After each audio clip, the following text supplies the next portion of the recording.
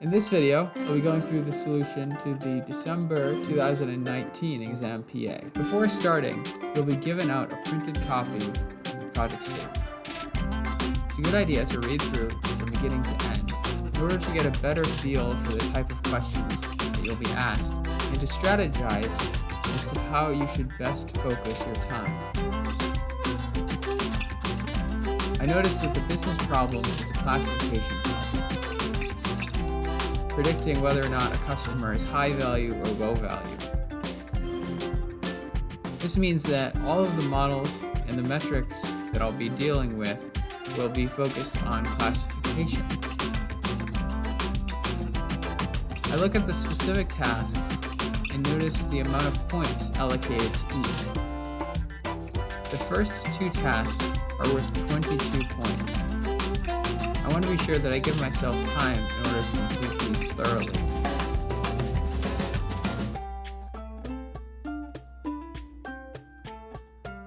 I also note that on these last three tasks, selecting variables to use, setting a cutoff probability, and writing a demo model for marketing, that there are 30 points. So this means I need to be fast in going through these initial tasks in order to give myself time to get through to these sections. Finally, I look at the data dictionary. I see that there are 8 variables, and most of them are clearly defined. To make the process of writing the report as easy as possible, I split the windows, put RStudio on one side and the Word template on the other side. I also adjust the zoom by going to Options, Appearance, and Zoom. Task 1. Examine each variable and make appropriate adjustments. Examine each predictor variable other than capital gain on both on its own and with respect to value flag. Make appropriate adjustments. Do not make any adjustments to the cap gain variable at this time. There should be no further variable adjustments unless specifically requested. So let's load the data and then use the glimpse function to see that there are 48,000 variables. There are 48,000 observations and 8 variables. Data consists of 48,842 records and 8 variables.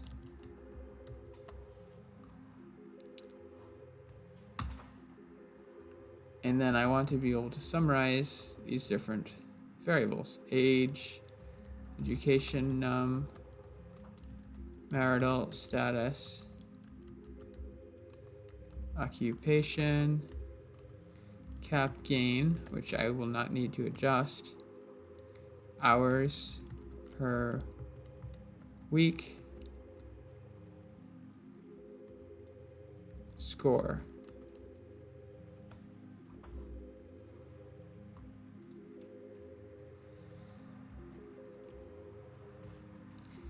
The target variable is value flag.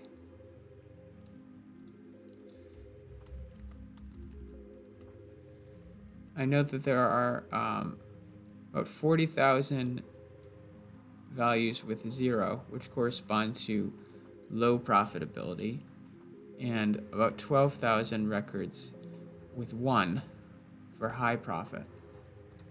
So I'll note that target variable is value flag, which indicates if the customer is high or low value. Most customers are low value, 37,155, which indicates that the classes are imbalanced. For age,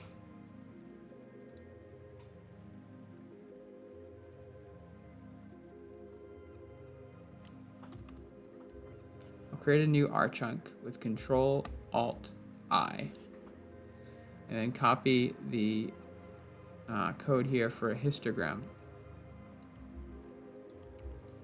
And I replace variable with age, and press Control Shift Enter to run the chunk.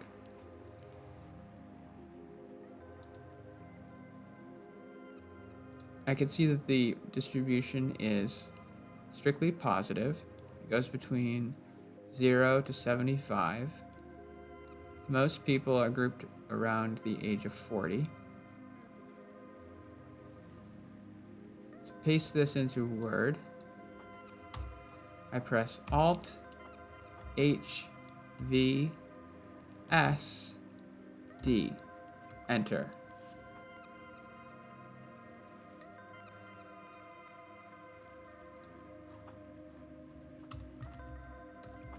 And the age distribution is positive and right skewed. The values range from 0 to 80.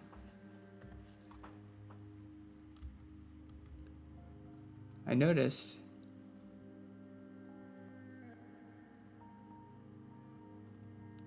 from the executive summary that it requests that MIB indicate the analysis should only be applied to individuals of 25 or older.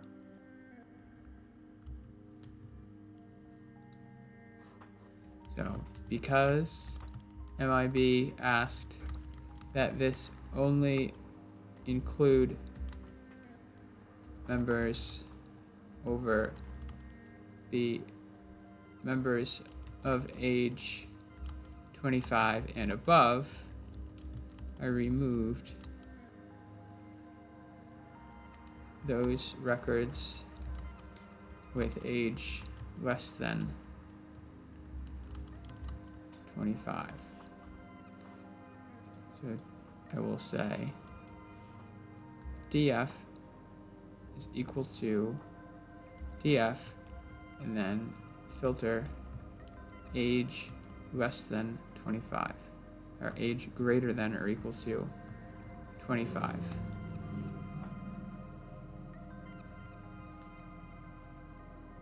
I could have also used the code here that they provide.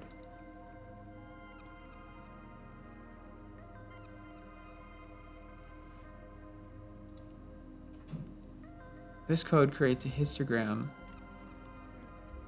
which is separated out by the target variable. Let me go back.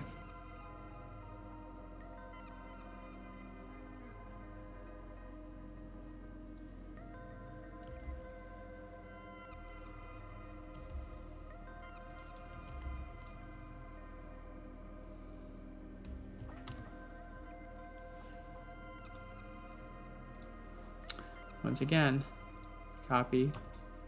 It is Alt H V S D, enter. I note that the age variable now stops at about 25.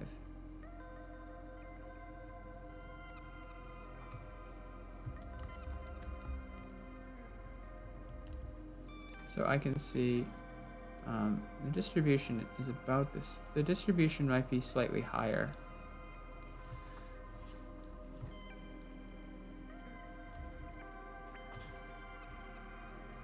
People who are high profit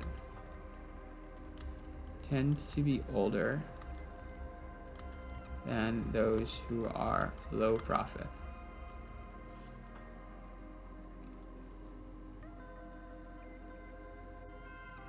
The next variable is education num.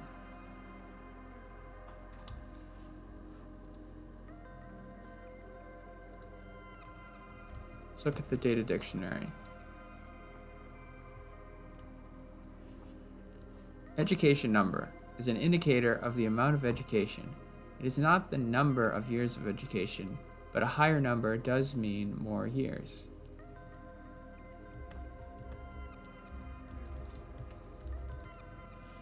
So I can see it does go from 1 to 16, has a median of 10. Education num measures the amount of education that a person has, where a higher value indicates more education. The median is 10 and the mean is 10.24, so it's approximately symmetric. If the mean is significantly different than the median, that tells you that the variable is skewed. Just like the case with the age variable, let's look at some histograms.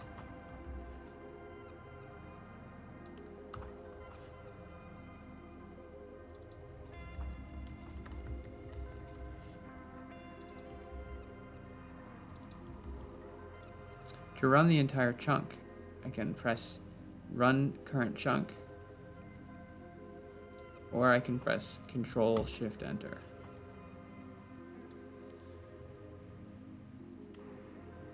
I notice that the variable appears to be continuous and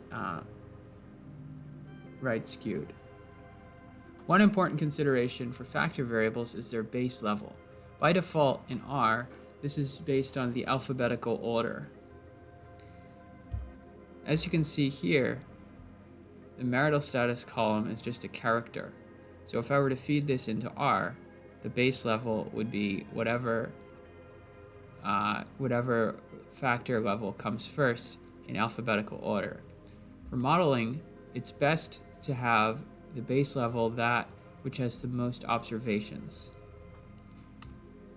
A simple way to do this is to say data is equal to data and mutate if is character at factor in frequency. Now, when I run summary, I will see that marital status is a factor variable, and the base level, the one that comes first, you can see here is the one that has the most observations. For occupation, you can see that the base level is group 3, which has the most observations, and so forth. If you wish to use the code that the SOA provides, simply change the name of the variable to the variable that's being adjusted, and do this for the occupation and the marital status variables.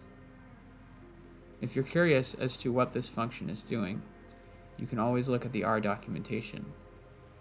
For instance, into the console, I'll type $factor in frequency to bring up the documentation. This tells me that it takes in first factor and then a Boolean value saying if it should be ordered or not. Let's open up Excel and so that we can record our results. We want to test out several different combinations of the parameters. As it says, build a tree by setting various parameters. Determine the best tree by varying the parameters that are in the set code. Any parameter not set in the code is left at its default value. So the parameters that we want to test are min bucket, CP, and max depth.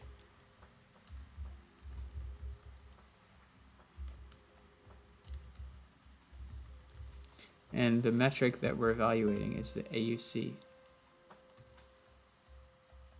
So when this was at 3, 0.001, and 6, we had an AUC of 0.8396.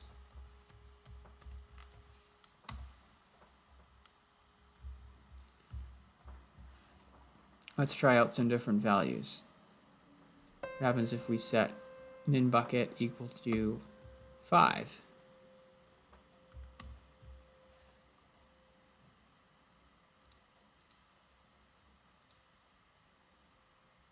And then look at the AUC and see that it's 0.8396, which is the same.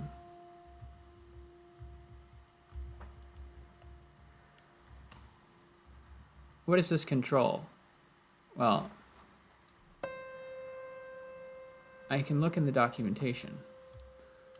The model that's being fit is called rpart.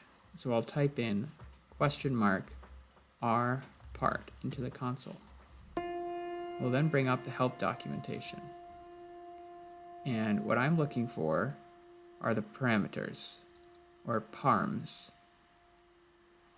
Parms is an optional parameters for the splitting function. Control is a list of options. Control the rpart algorithm.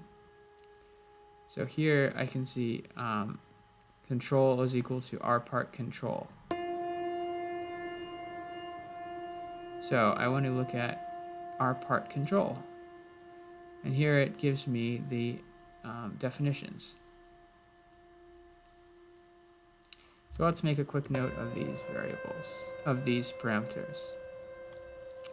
I fit several different trees by varying the min bucket, CP, and max depth.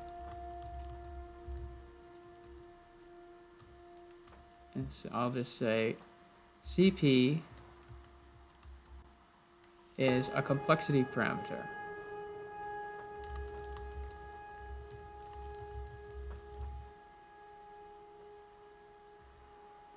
Now this says any split that does not decrease the overall lack of fit by a factor of CP is not attempted.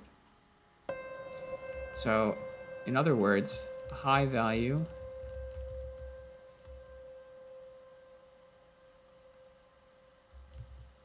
results in a simpler tree, and a lower value results in a larger tree. CP controls whether or not a given split is allowed. Then there's min bucket. Min bucket is the minimum number of observations in any terminal leaf node.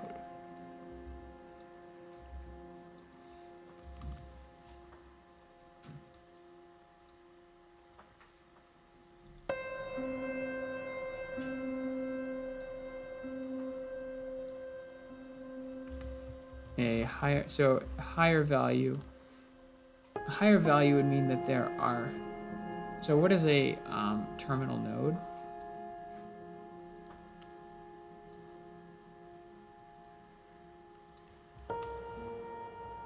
Let's look at the decision tree. So the leaf nodes are these internal questions here. For instance, is capital gain less than 5,000? That's a terminal node. That's an internal node. The terminal nodes, or the leaf nodes, are down here on the bottom.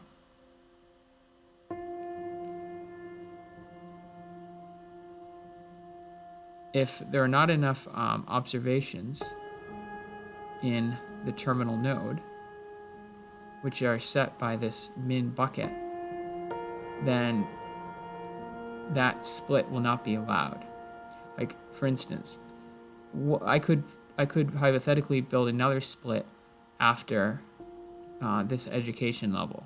So there would be another branch that would come down here that might ask a question about a person's occupation. It might say, is their occupation group 1 or is it group 3? If there are more observations in that split than the min bucket number, then that would be allowed. However, if the min bucket is too high, then that split will not be allowed. So in summary, a high value results in a simpler or shorter, stubbier tree.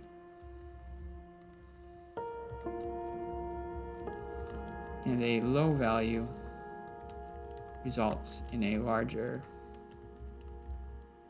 and more complex tree.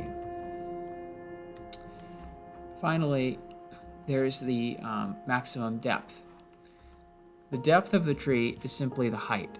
This tree is 1, 2, 3, 4, 5, 6 variables deep.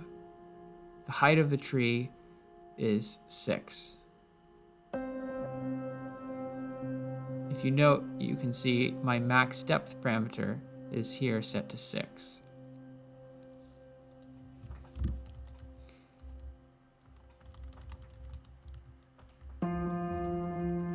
So max depth is the maximum number of internal nodes that are allowed for a single branch.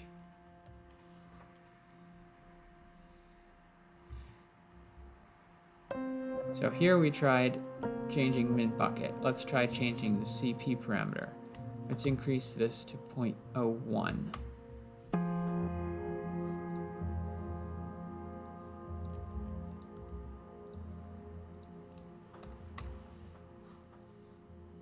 Now let's look at the AUC. You can see that it's now 0.821, which is worse. Let's put it back to 0.01, but then let's decrease the maximum depth from 6 to 5.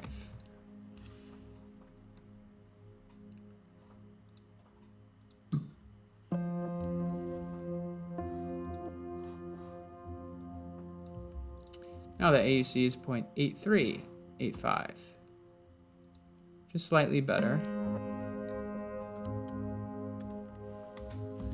Let's try one more model. Let's increase this to 7.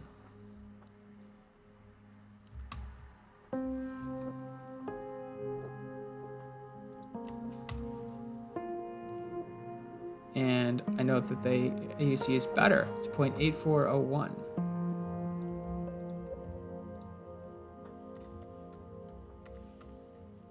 That's better than the first model, which was 0.8396. Let's keep going. Let's try a value of 8. This means that our tree is growing in complexity.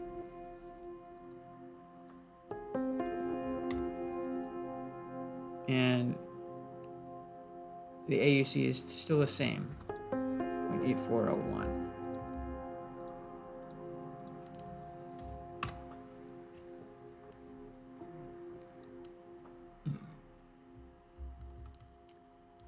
Let's put these results into the report.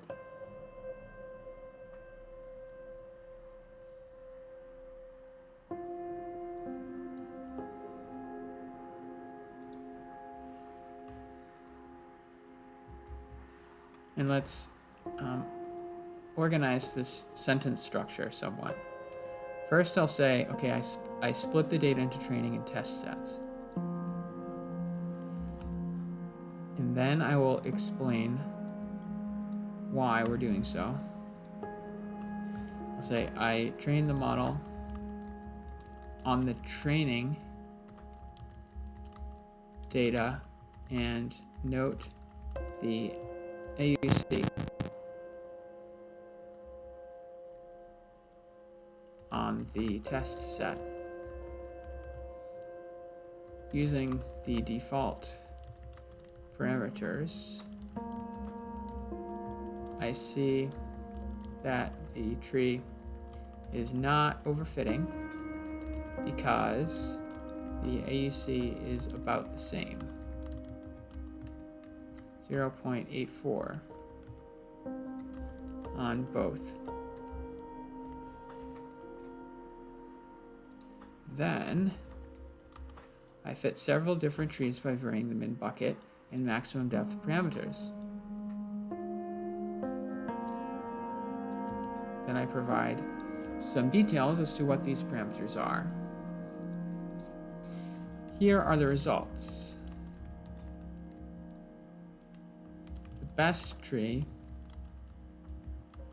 has an AUC of 0.8401. I got this model by increasing the maximum depth, which results in a deeper tree. I increased the value up to 7 and found that this was the best value, as increasing to 8 resulted in a worse model because the AUC, as you can see here, stays the same. Because the AUC stayed at 0.8401 for max depth of 8.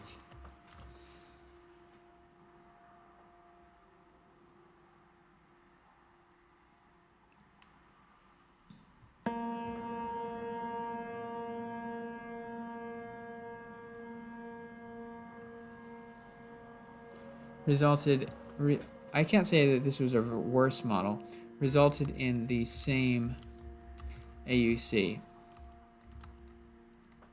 So I kept it at 7.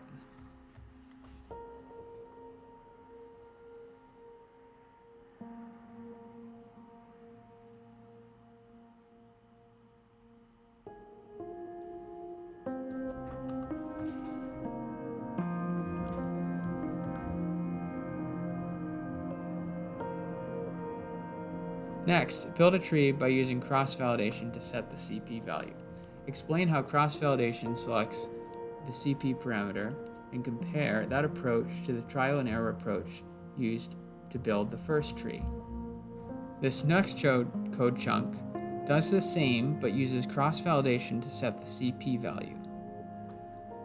Let's look at what the code is doing. First, it takes in a variable list, which is simply the variables that you wish to use in the tree. It then creates a grid of CP values, which go from 0 up to 0.01 in increments of 0.005. If you'd like to see what this grid looks like, just type in grid to the console.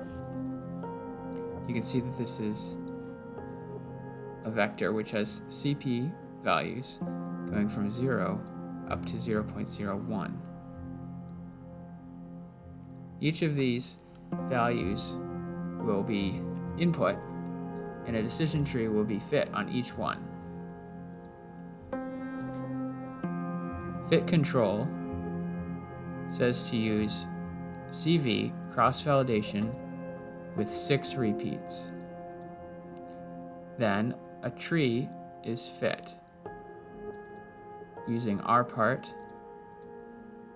It sets the maximum depth of equal to 6. And this says do not use a value greater than 6. Then the metric used is accuracy. Note that before we weren't looking at accuracy, we were looking at AUC. But in the caret library, when you're running cross-validation, it's only possible to evaluate the model based on accuracy. Finally, the splits in each tree are made based on the Gini coefficient. Let's try running this.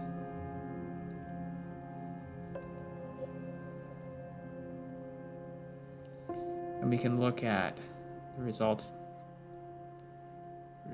The result here shows on the x-axis the CP value, on the y-axis the accuracy. We can see that as the CP value increases, the accuracy decreases. This makes sense because when you have a high CP value, you will have a simpler tree. So imagine that your complexity parameter was 100. Right? This would result in a very simple tree. It would have no splits. If the value was very large, like 0.01, then the tree might only have 1 or 2 splits. Now the accuracy for this model, you can imagine, would be quite poor.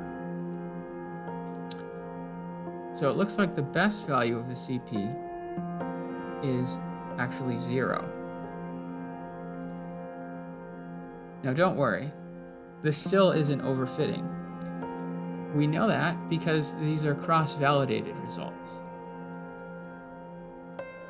The other parameters in the model, such as the maximum depth and the minimum buckets, will automatically be controlling for overfitting.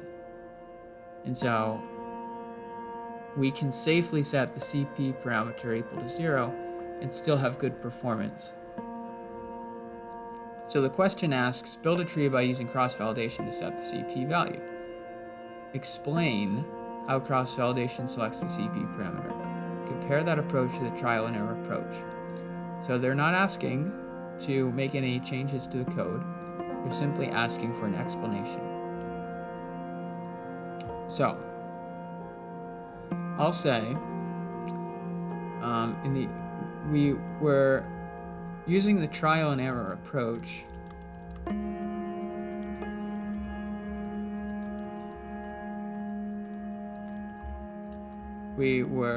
I was only able to test several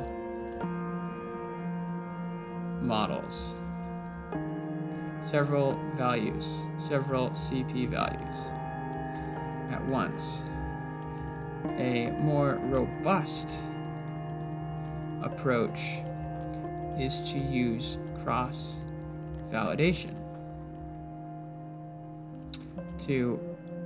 This separates out the data into groups.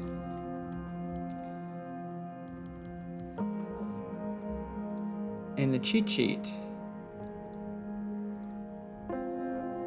you can see that cross-validation works by splitting the data up into different folds. Then it trains the model on the training fold and evaluates the model on the testing fold. It then uses a different group as the test set until each observation has been included in both the training set and in the test set. Then it takes the results. In this case, the performance is just the accuracy, and it looks at the average accuracy over all of the groups. In summary, I would say this separates the data into groups, into 6 different groups, because we're using 6-fold CV. As you can see right here, number is equal to 6. And trains the model on 5/6 the records and evaluates it on the remaining, and evaluates the accuracy on the remaining 1/6.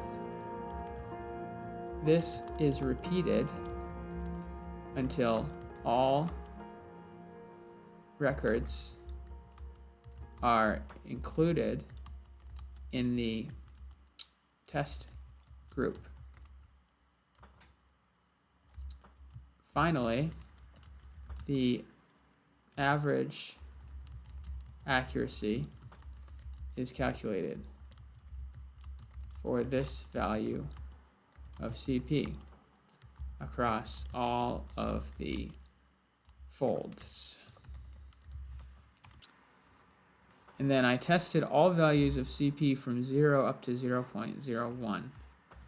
Using this, I tested all values of CP from 0 up to 0.001 and found that the best value was 0. And now I can include the graph that shows those results.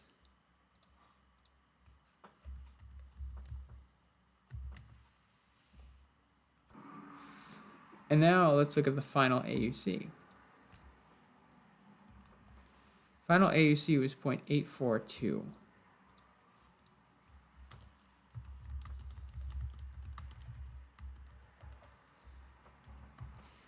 .842. In our single tree, the best model was 0.84, which is better than my trial and error approach, which had an AUC of 0.8401. So in that case, I'll use this model going forward.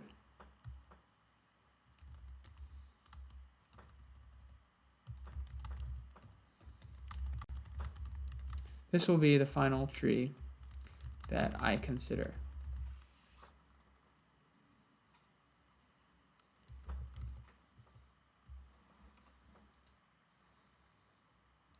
After building both trees, recommend one of them to remain in consideration for your final model.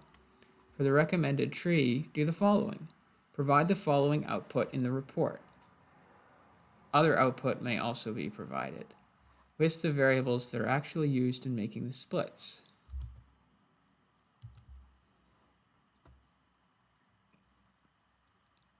If I look on the tree that I want, which is tree 2, and then press the $sign, I want to find the model name or parameter name. Now this is in final model, $sign again, and scroll down till you find X names. This tells you all of the variables that are used. The variables used are, whoops, now I just got this error, which results sometimes when too much of the R console gets copied to the clipboard. To fix this, I just press Ctrl-Z. And now I'll just be more careful as I'm copying the results over. Now there are 1, 2, 3, 4, 5, 6, 7. 7 variables used are below.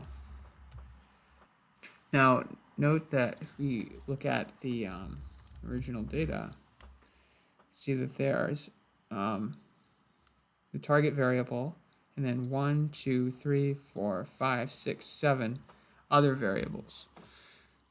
So all variables are being used.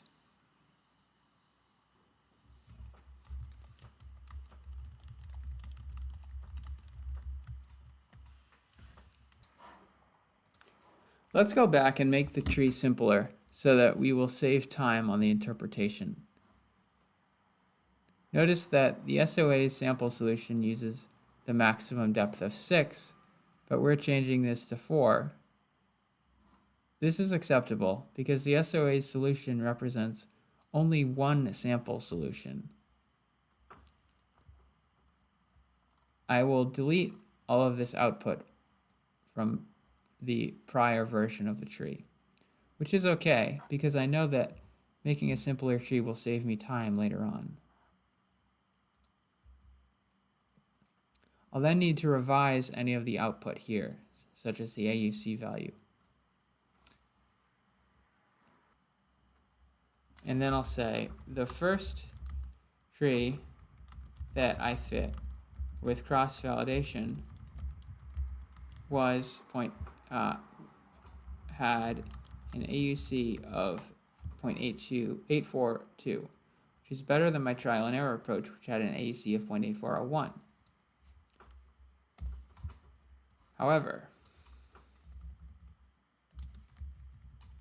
this tree was too complex to interpret easily because the height was 6. To make this a tree that is easier for marketing to understand, I set the max depth down to 4. Now let's run this and see what the resulting AUC is.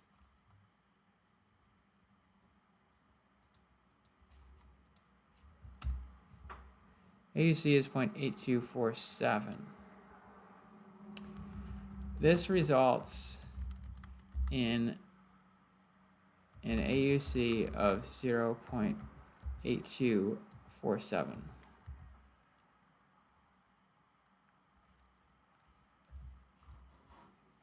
Let's look at the tree.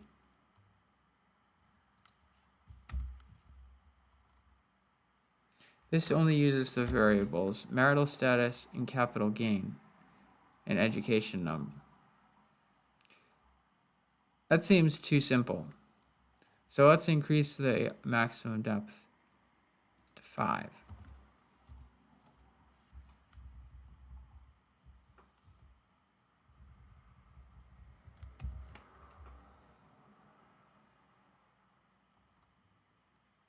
This looks like a better balance because it's using the variables capital gain, occupation, and age, hours per week.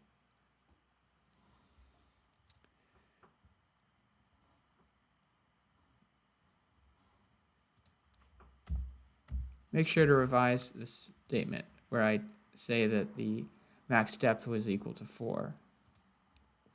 Now the AUC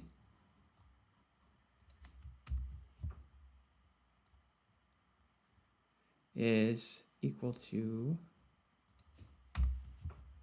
0.8415.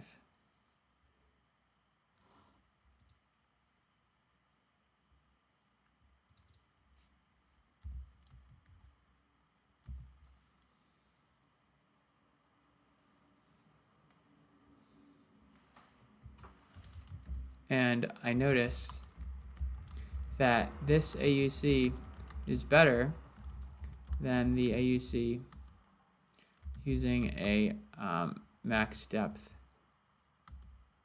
Well, I'll just say that this AUC is an improvement. I noticed that, let me just say, this resulted in an improvement. And so will be the final tree that I consider. Now let's look again at the variable names that are used.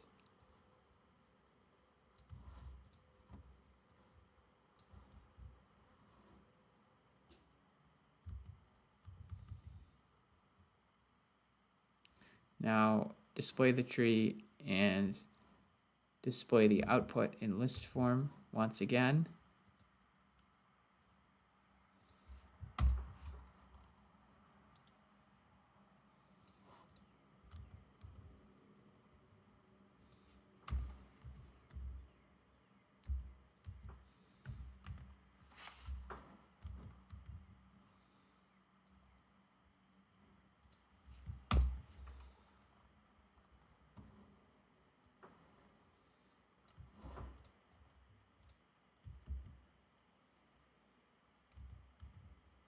And then interpret the tree in a way that would explain it to the marketing department.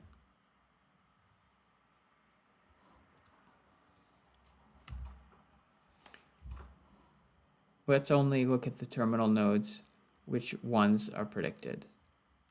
Starting with this group. This is where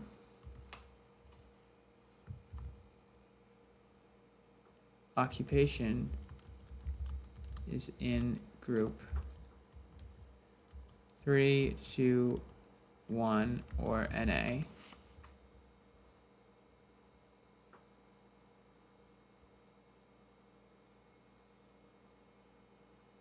And then capital gain is not less than 7,056, so it must be greater than 7,056.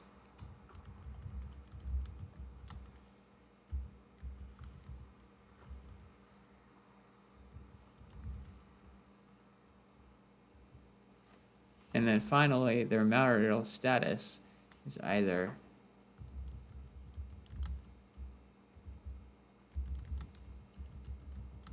never married.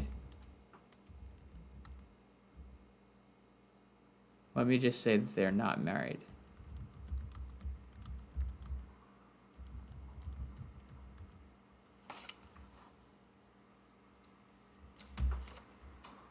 This next predicted one has an age of not less than 34, so greater than 34.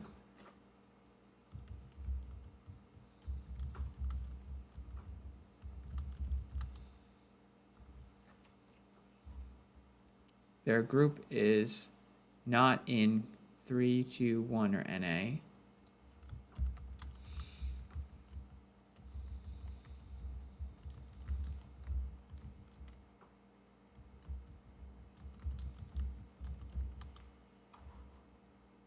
And their capital gain is less than 5,096.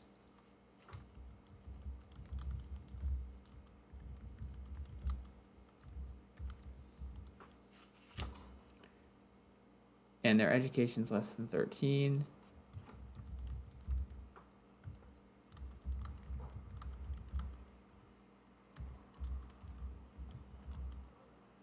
And finally, they are married or with a partner.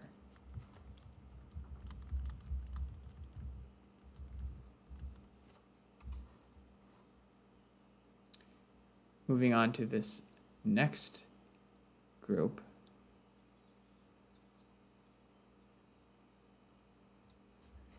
They have hours per week greater than 33.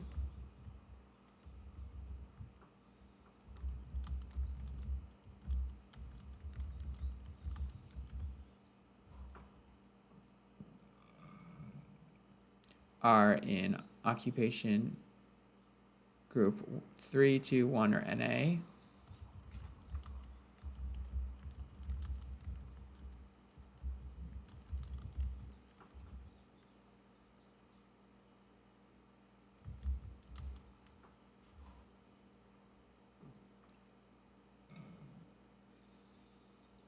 Have a capital gain of less than 5,096.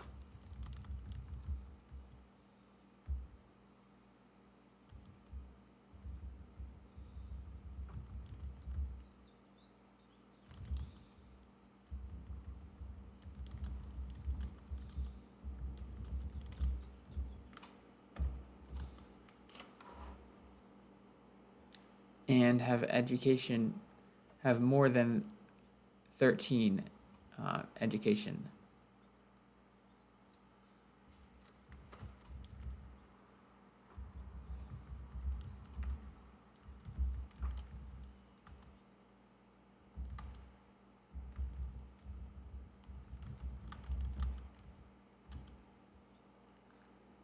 And finally, they are married or with a partner.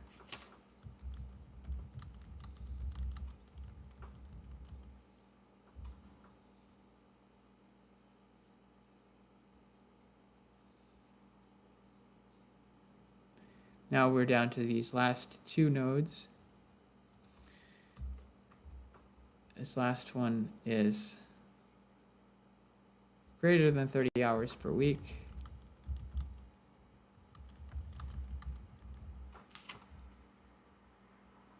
are not in groups 3, 2, 1, or NA.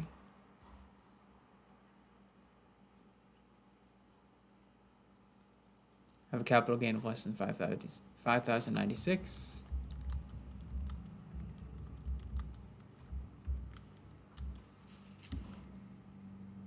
And have education less than 13.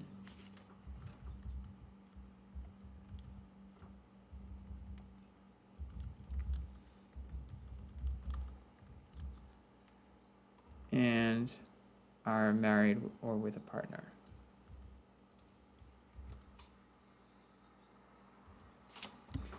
Lastly, there's this note on the far right, which I can see is just married with partner. Education is education number is greater than 13.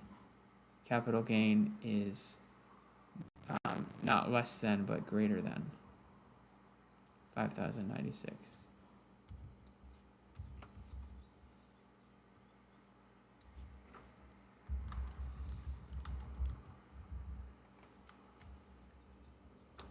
Let's check quickly. Marital status is not married. That's this branch. So move left. Capital gains greater than 7,056. That's right on this branch. And occupation is in groups 3, 2, 1, or NA. So that's this branch here, which is actually right there. That's correct. And then this node here is from married or with a partner. So that's a right here.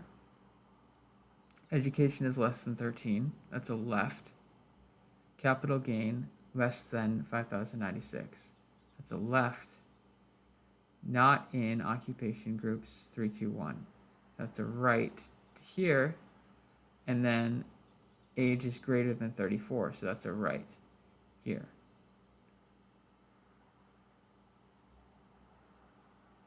And then married or with a partner.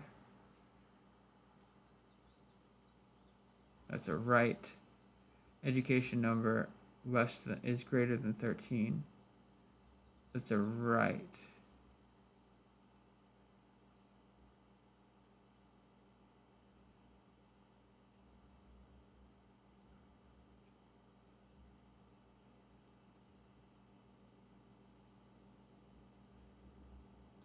This should actually be less than 13. Education number is less than 13. Capital gain is less than 5,096.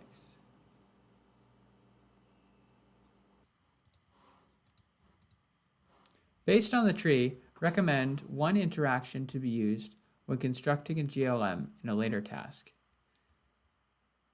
First of all, what is an interaction effect? An interaction effect is when the predictor variable has a different effect on the response depending on the value of another variable. Take this continuous case. Imagine that there is a predictor variable x on the x-axis and a response y on the y-axis. In this case, y would be continuous. Imagine that that was the case here. Or you can think of y as the predicted probability of being a high profit customer. The color represents a factor. Now, if there was no interaction variable between x and the color variable, then these lines would be approximately the same. However, if there was an interaction between the x variable and color, then these lines might have a different slope. That is to say, the effect of X on predicting Y is different for blues as opposed to reds. In the case of a decision tree,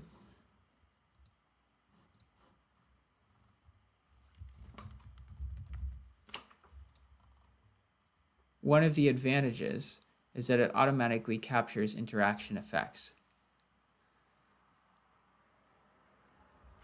The way that this is done is by repeatedly asking questions based on the same variable. Look at the capital gain variable in this case. It's used 3 times.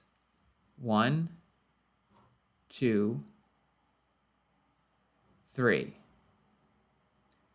The first time it's used is for those who are never married, divorced, widowed, separated, or married with a spouse absent. The second time it's used, it's for those who are married or with a partner, but have education less than 13. And then the third time it's used is for those who have an education of greater than 13. So what this is showing is that there's an interaction effect between marital status and capital gain. You could also say that there's an interaction between education num and capital gain, because the effect of capital gain on the predicted response is different depending on this education number. So to start, I would summarize the definition. An interaction effect is when the impact that a variable has on the response changes depending on the value of another predictor that is in the model. Decision trees pick up on interactions automatically by the use of repeated or recursive partitioning.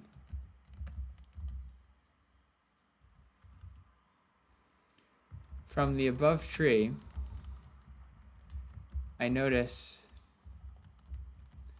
that the capital gain and marital status variables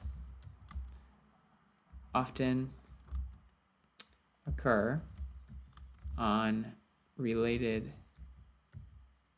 branches.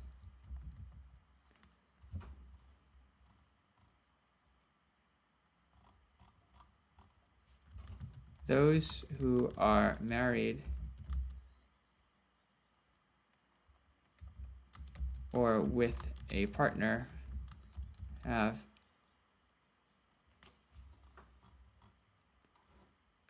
the capital gain set to be less than 7,056, whereas those who are never married, let me rephrase this. This branch is for those who are never married. Those who are never married or with a partner have a node of capital gain less than 7,056, whereas those who are married or with a partner have the node cap gain less than 5,096, like so.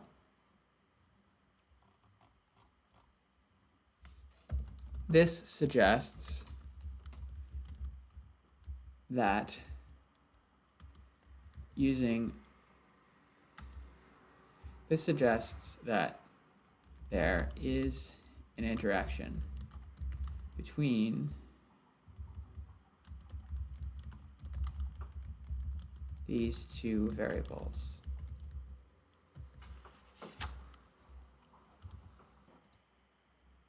Task 3. Construct a random forest. Construct a random forest model. Use the parameters provided in the code chunk to ensure that excess runtime is not used. Evaluate the model against the test set. Include a variable importance plot or table in your report. Provide an explanation.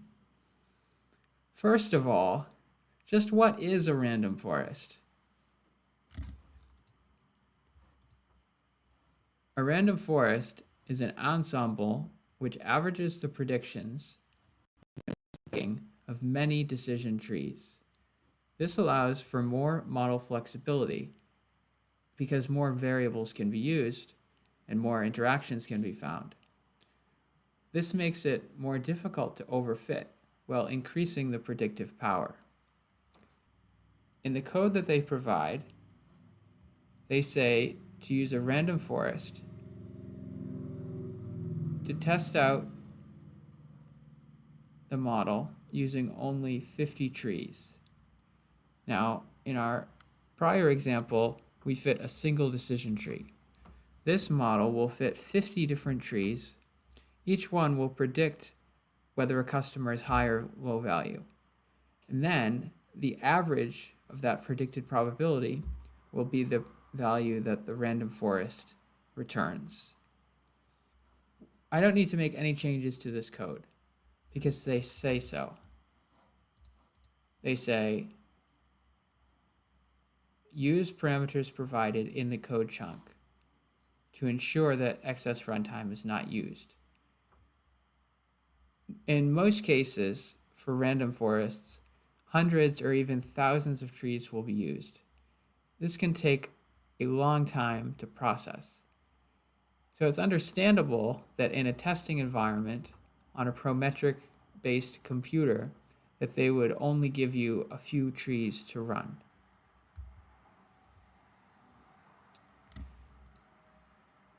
Without making any changes, I will run the code chunk. Notice that I get an error here, a warning that says setting row names on a table is depreciated. This is completely normal and doesn't make a difference in the result. Okay, the model has now run. Let's look at the AUC.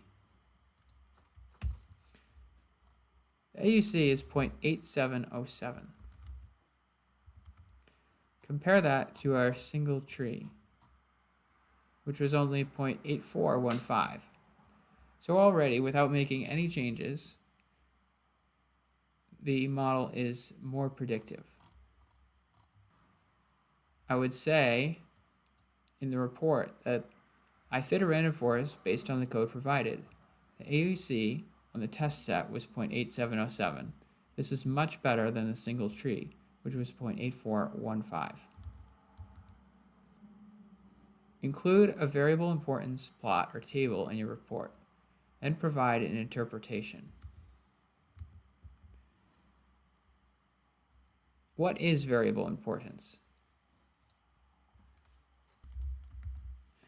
Variable importance measures the relative influence of each predictor. For trees, this can be understood as how high up in the tree the variable occurs. If a variable is high up in the tree, it will segment a large number of the observations, which will make a big difference in the predicted probability of being high or low value. If a variable is low down in the tree, then it's only segmenting a lower number of customers. And so you could say that variable is less important. There are a few different ways of measuring importance. In this problem, it's not asking for a specific definition. For random forests, the importance is measured for each tree, and then averaged over all the trees, so that for each variable you can see the impact that a variable has on the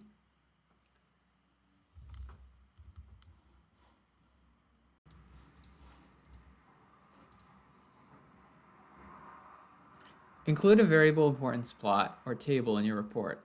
Provide an interpretation. Just what is variable importance?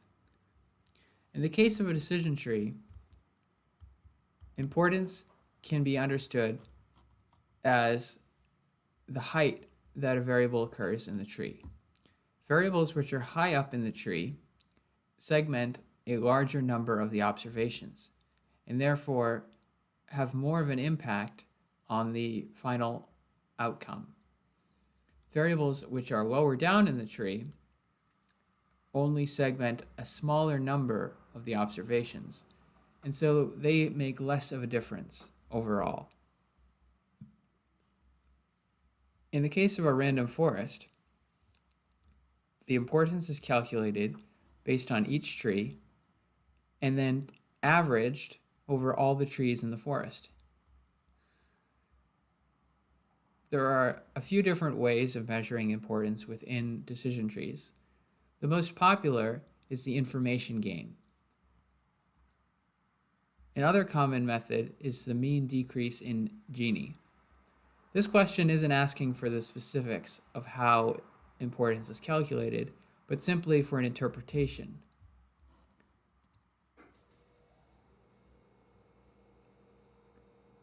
For random forests, you will get an output that shows on the x-axis a measure of the importance and a rating for each value.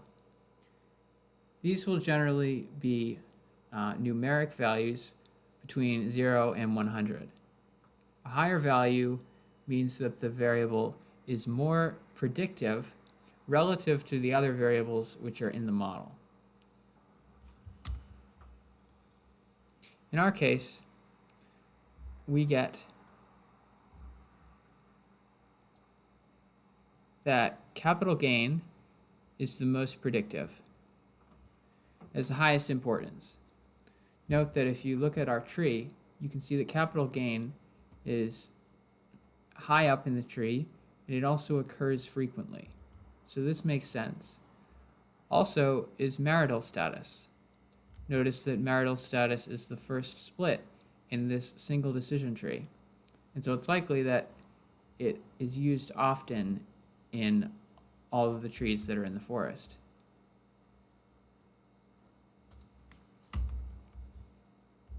Let's first summarize what we know about variable importance. Variable importance measures the relative influence of each variable in the model. In the case of a single decision tree, this can be thought of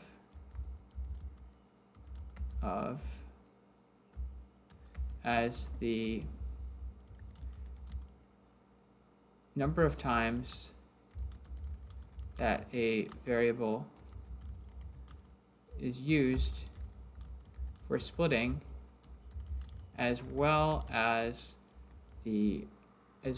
how high up in the tree it appears.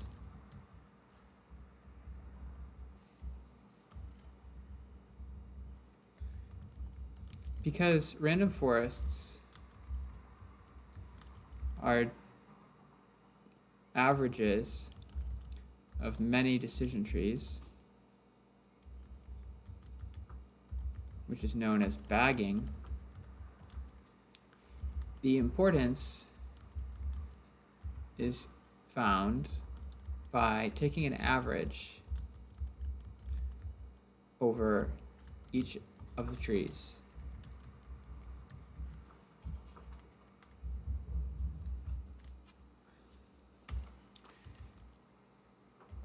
the importance is a numeric value that is relative to the other variables present. This is scaled to be between 0 and 100. A higher value, so capital gain has the most importance, which makes sense because we saw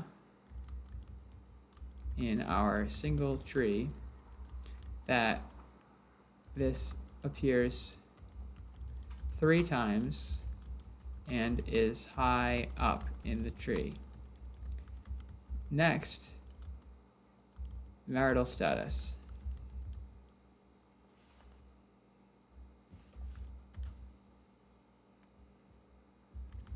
This was the first split in our tree,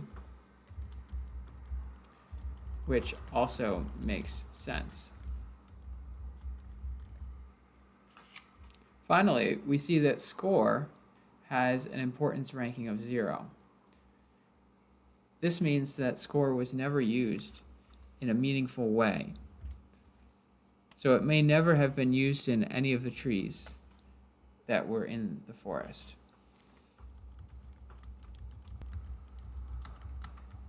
Now, this isn't to say that all of the trees in the forest are exactly the same as the decision tree that we've seen. They might be a lot stubbier, they might be shorter, or sometimes they can be a lot deeper.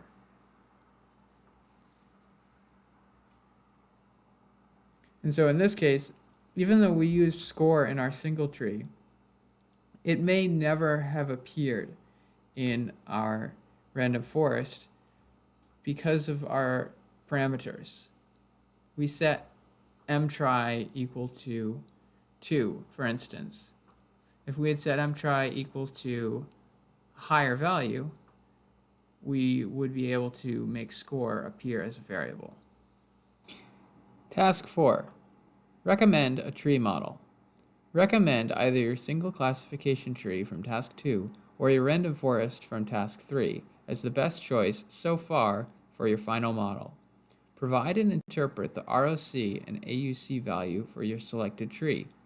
Your choice should be based on the business problem as well as the output. What is the question really asking here? Is it saying that you need to choose either the tree or the random forest? Or is it simply asking you to make a selection? Examine the opening paragraph of the project statement. Your task is to use the available data to construct a model that will accurately predict if a potential customer will be high or low value. While predictive accuracy is more important to the marketing department than understanding the relationships of the predictors to the target variable, the marketing department will have more confidence in your work if the results make sense. This implies that predictive accuracy, or the AUC value, should be the choice of metric in order to choose your model.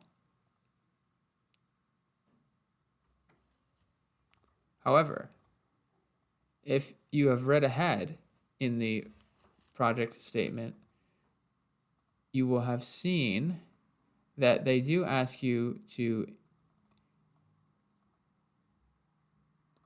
interpret the model. They ask you to write a demo model for marketing. They say marketing has asked for a demonstration of how your model will be used with examples of cases that predict high value cases and low value. In other words, they're not asking you to interpret the model by looking at a summary or looking at the coefficients if it's in the case of a GLM, but simply to feed in different examples and then see how the model's prediction changes. for instance, do older people tend to be classified as high value more likely than younger people? Now, this is a question that any model could answer, a decision tree or a random forest. All of this means that for question 4, either selecting a decision tree or a random forest would be an acceptable answer, provided that it was adequately justified in the report. The official SOA solution goes with the decision tree, justifying it by saying that this is easier to interpret and explain to marketing, which is a completely valid choice. Another valid choice would be to say that because the goal is predictive accuracy, using a random forest will result in better performance. The interpretation can be taken somewhat from the variable importance, as well as looking at multiple example cases.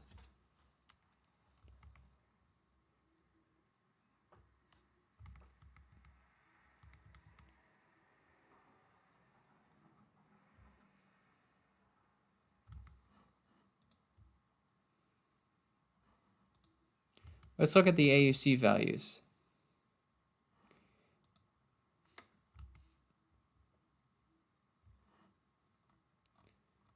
The AUC for our random forest was 0.87, compared with a single tree of 0.8415.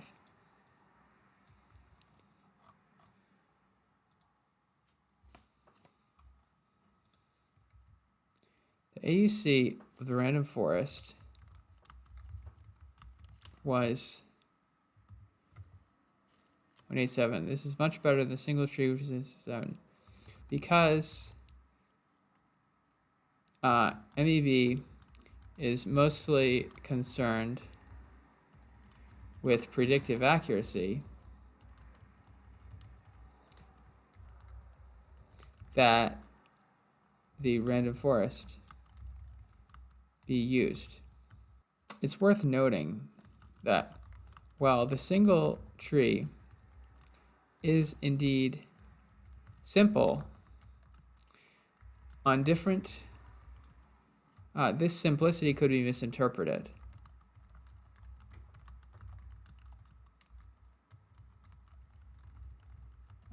If the tree is fit on different data provided by MEB, then the results could change.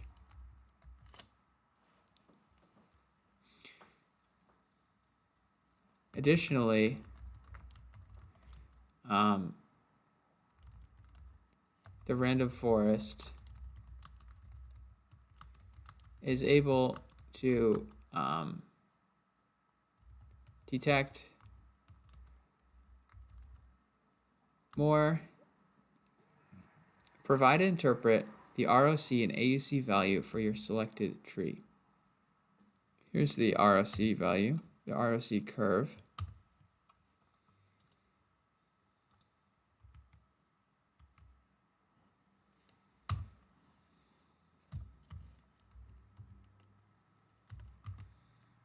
What does the ROC curve represent? The target variable in our case is a probability, is either 0 or 1 for high or low profit. Our model predicts a probability.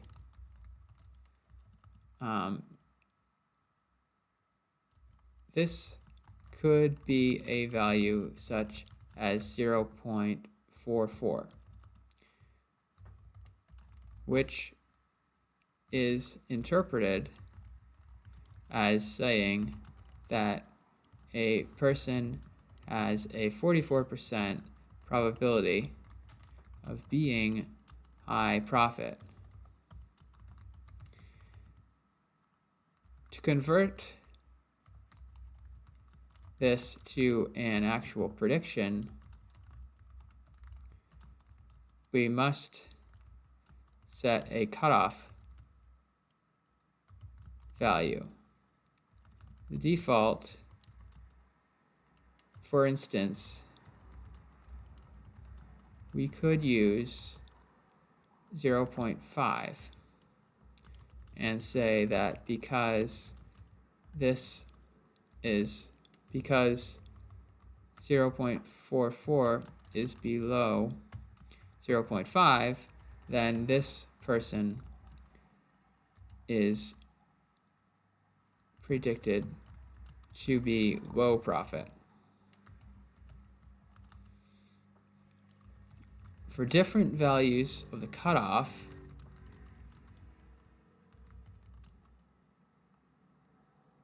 people will be predicted as more or less people will be predicted as being high value.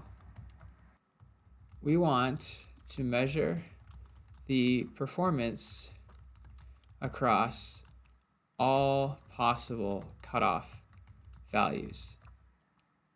One way of doing this is by considering the sensitivity,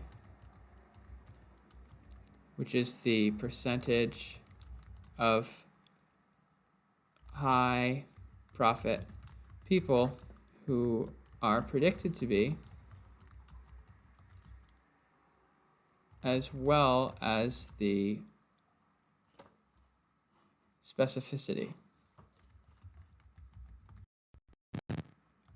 which is the percentage of low profit people who are predicted to be.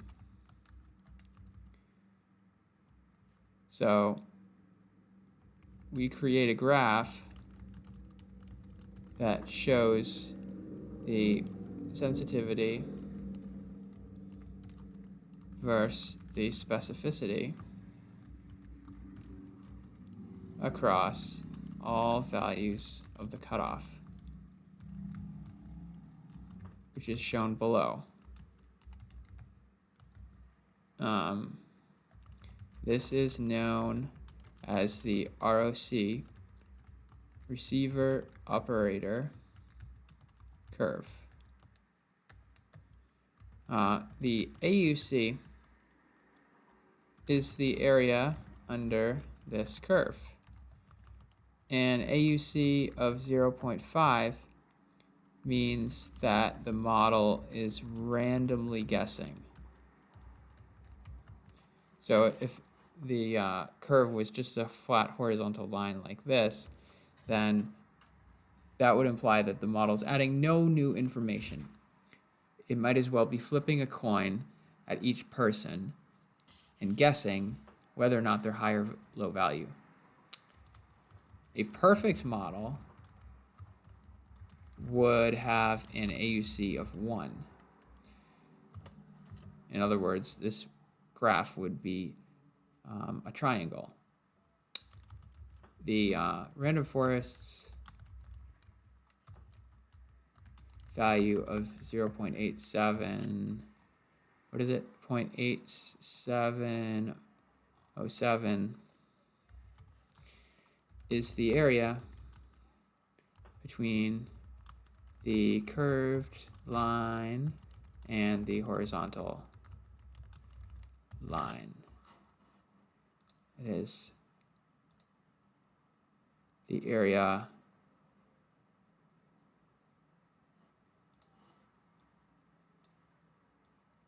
right here. Task 5. Consider a boosted tree. Do not construct a boosted tree. Describe both a random forest and a boosted tree and explain the similarities and differences. First of all, what is bagging? Bagging, in the case of using decision trees, begins with a single model. Then it takes a random bootstrap of the data and fits a different tree. Now, a bootstrap just means that it randomly selects observations with replacement, which means that it's possible for some observations to be selected multiple times. It continues to do this using different observations and fitting different trees. Then it takes an average of all of the predicted values. This is the random forest's prediction. Unlike a single decision tree, random forest trees are not pruned, which means that they can be very, very deep. Because there are so many trees, if a single tree overfits, it will be washed out in the total model's prediction. This makes random forests very easy to train. Assuming that you have enough trees, the bias variance trade-off will take care of handling overfitting automatically. You could think of this in a very simple formula. First, you assume that there's some underlying relationship between the target and the response variables. Then you introduce some randomness when you take the bootstrapped samples. Then you cancel out this randomness by taking an average. Boosting is an altogether different concept, although it does share that it uses multiple models. It's an ensemble technique, which means that it uses the results from multiple models. Most of the time, these are decision trees. Boosting begins by making an initial prediction, which is the target minus the mean of the target. The next iteration takes the previous iteration and tries to predict that value. In other words, it calculates the residual of the prior model. And in a third iteration, it then predicts the residual of T2 onto itself. And finally, the boosted prediction is the sum of each of these iterations. The reason it's called gradient boosting is because the residuals approximate the gradient function. The reason it's called boosting is because it's taking the results of multiple models and stacking them. The concept of model stacking is general. Although it's not specifically covered in this course, stacking is used extensively in Kaggle competitions when the outputs of models are fed successively as the inputs into future models. To summarize, I would first say boosting uses sequential trees, whereas bagging uses an average of many trees. This means that each tree depends on the prior trees, which can make the computation take longer because running all of the trees in parallel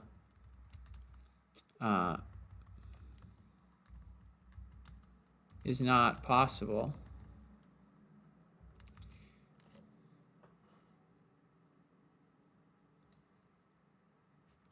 This has several implications. One would be each tree depends on the prior trees. Overfitting is much easier because errors tend to compound. If one tree is overfitting, then the sequential trees will also overfit. Predictive accuracy is generally higher because deeper interactions are possible. By that I mean, when you have a random forest, generally the trees are at all of a fixed height. Any tree can only be a height of 4 or a height of 5. And so if you have a lot of interactions, you can only get up to 4 interactions or 5 interactions, depending on the height of the tree. But for GBMs, because each of the trees are able to stack, you can get potentially unlimited interaction depth. Both models use trees as their base learners. This means that outliers, interaction effects, and nonlinearities are taken into consideration automatically. Refer to the cheat sheet to see the advantages and disadvantages of each. You can see that the random forests handle nonlinearities, interactions, and missing data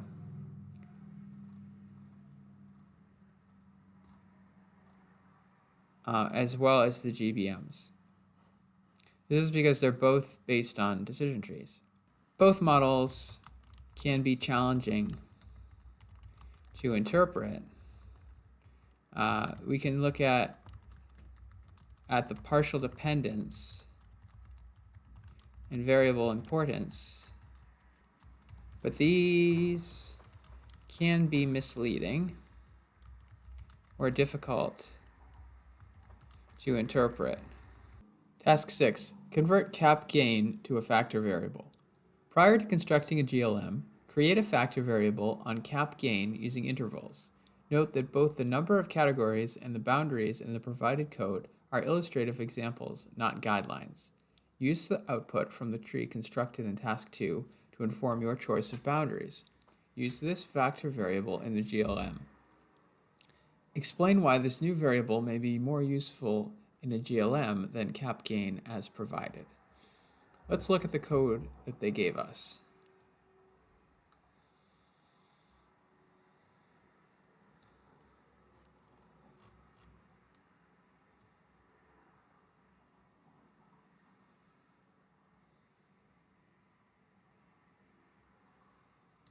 They said, this code takes a continuous variable and creates a binned factor variable. The code applies it directly to the capital gain variable as an example. Right equals false means that the left number is included and the right number excluded. So in this case, the first bin comes from 0 to 1000 and includes 0 and excludes 1000. Note that the node creates a new variable, so the original variable is retained. Let's copy this code and then go down to task 6.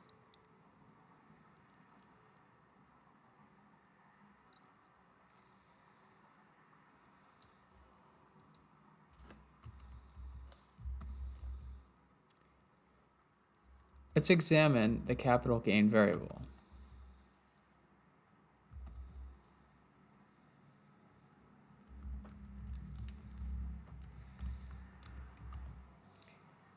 It has a value from 0 up to 9,999.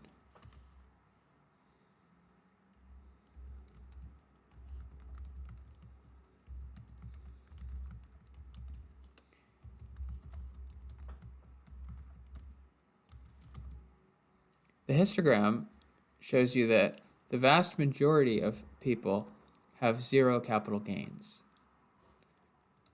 In fact, if you look at this as a percentage, you can say percent no gains is equal to the sum of cap gain equal to 0 divided by the total number of records. You can see that this is 90%. So should capital gain be a numeric variable or should it be a factor? 90% of the cases are 0. One possibility is to break it up into different cuts. In this case, they arbitrarily chose the cuts of 1,000 and 5,000. If we look back at our decision tree, we will see where capital gain gets split. This is at 7,056 and at 5,096. So let's create new bins based on 5,096 or just 5,000 for simplicity and 7,000.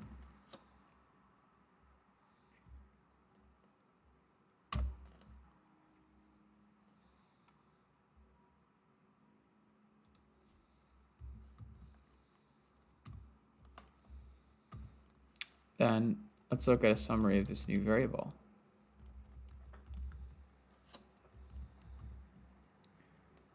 You can see that about 40,000 are in the low category, 393 are in the middle category, and 20,000 are in the high category. We also want to be sure that we set the levels appropriately. The base level should always be the one which has the fewest observations. If we look at levels of capital gain cut, we'll see that the base level is indeed low CG, which is what we expect. Let's summarize this in the report.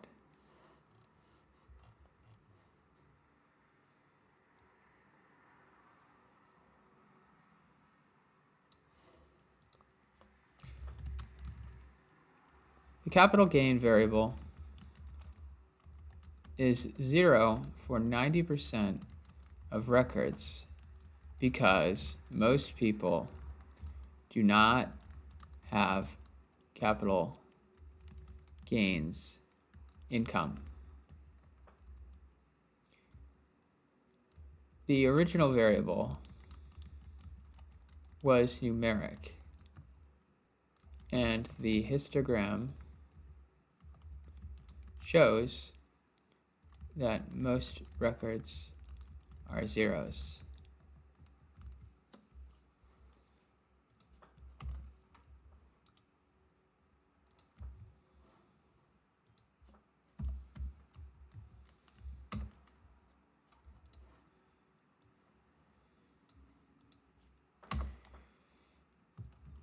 This would be incorrect to include as a numeric feature in a GLM because of this irregularity.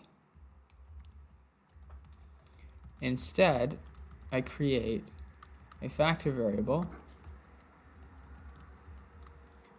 based on 3 categories: low, medium, and high. It shows these cutoff values based on the decision tree from earlier, which used 5,000 and 7,000 as the nodes for capital And then let's just look at the counts. So look at df, count, cap, gain, cut. And then we can see the number of observations that are in each category.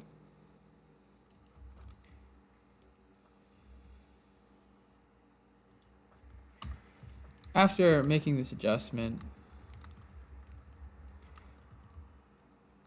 about 40,000 records are in the low category. Explain why this new variable may be more useful in a GLM than cap gain as provided. To provide more detail, I would add that GLMs expect that the response will change on a constant basis as the inputs change. However, if capital gains goes from 0 to a large positive value, this should result in a drastic and not smooth change in the predicted probability of being high profit. Task 7. Select a distribution and link function for a GLM. Determine a distribution and link function to use. Justify your choice of distribution based on the business problem and data, and use only that combination for all further work. Do not justify by trying various combinations and then selecting the one that performs best. First of all, notice that this question is not asking you to run any code. It's simply asking you to make a decision. Consider the problem. We're predicting whether or not a person will be high profit or low profit.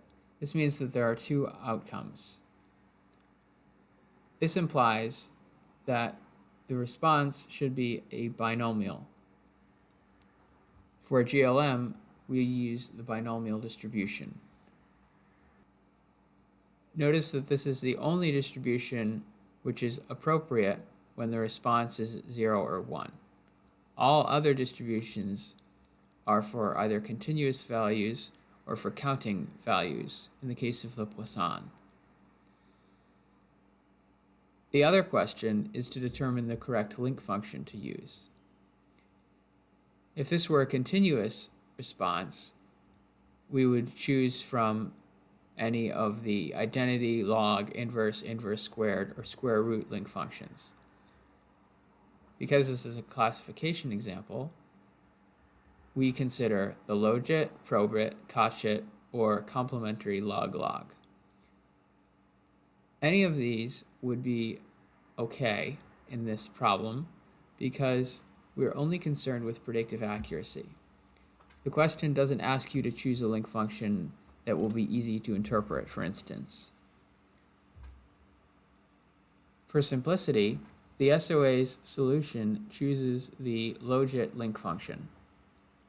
This is the most commonly used link function for GLMs, which is also known as logistic regression. You could use other link functions if you chose to. In this example, I will choose to stay with the choice of the logit. So again, task 7 doesn't ask you to run any code. So all that I need to do is type out my answer. I'll start by saying the target variable is whether or not a person is high or low profit, which is a binary outcome and implies that the binomial response is appropriate. Any of the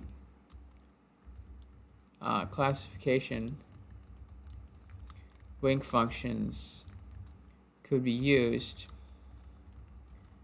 such as the logit, probit, cotchit, or clog. In this case, MEV is only asking for an interpretable model, for a model which is predictive, and so I choose to use the logit. Other link functions could also work. It may also be a good idea to provide a brief intro as to what a GLM is.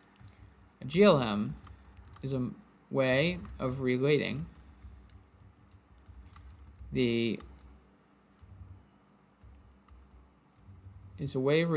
multiple inputs into a single output known as the response variable.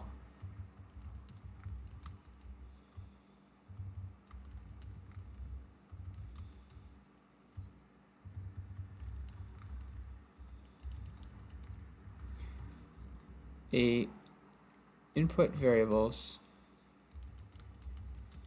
are mapped to the mean of the response through a link function. This means that we must make two choices. First, a link function, and secondly, a response family. Task 8. Select variables to use in the GLM. Use an appropriate with justification variable selection method to construct and evaluate a GLM, but do not conduct regularized regression. Be sure to include the interaction identified in Task 2. For variable selection, select from AIC or BIC, forward or backward selection, and use an approach that retains or drops factor variables in entirety, as opposed to dropping individual factor levels. After completing this process, include the following in your report: the variables selected in your final model and their coefficients, compared your selected variables to those used in Task 2 tree, and important variables from Task 3 random forest. Comment on any differences. Finally, discuss the advantages and disadvantages of using binarization on the factor variables to allow dropping individual levels. Do not perform this analysis. That's a long question. This is worth 10 points. So first of all, take a deep breath and start from the beginning. We've already chosen a link function in a response family. Let's see what code they've provided. They give us a formula for a GLM, and they say value flag follows variable list. This means that we have to choose which variables we wish to include. Remember that we just created a new variable called capital gain cut.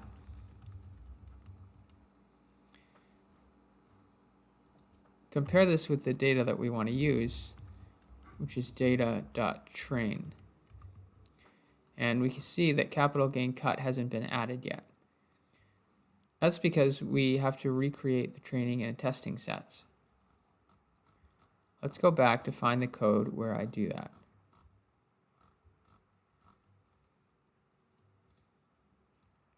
I'll copy this entire code chunk and then rerun it on the new version of the data, the one that has capital gain cut.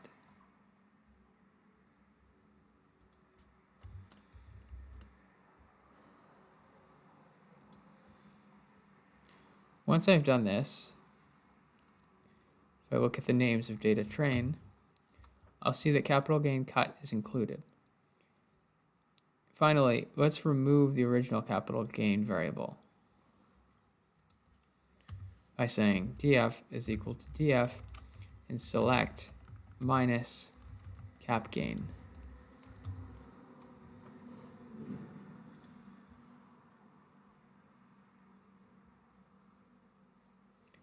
You can now see that it's removed.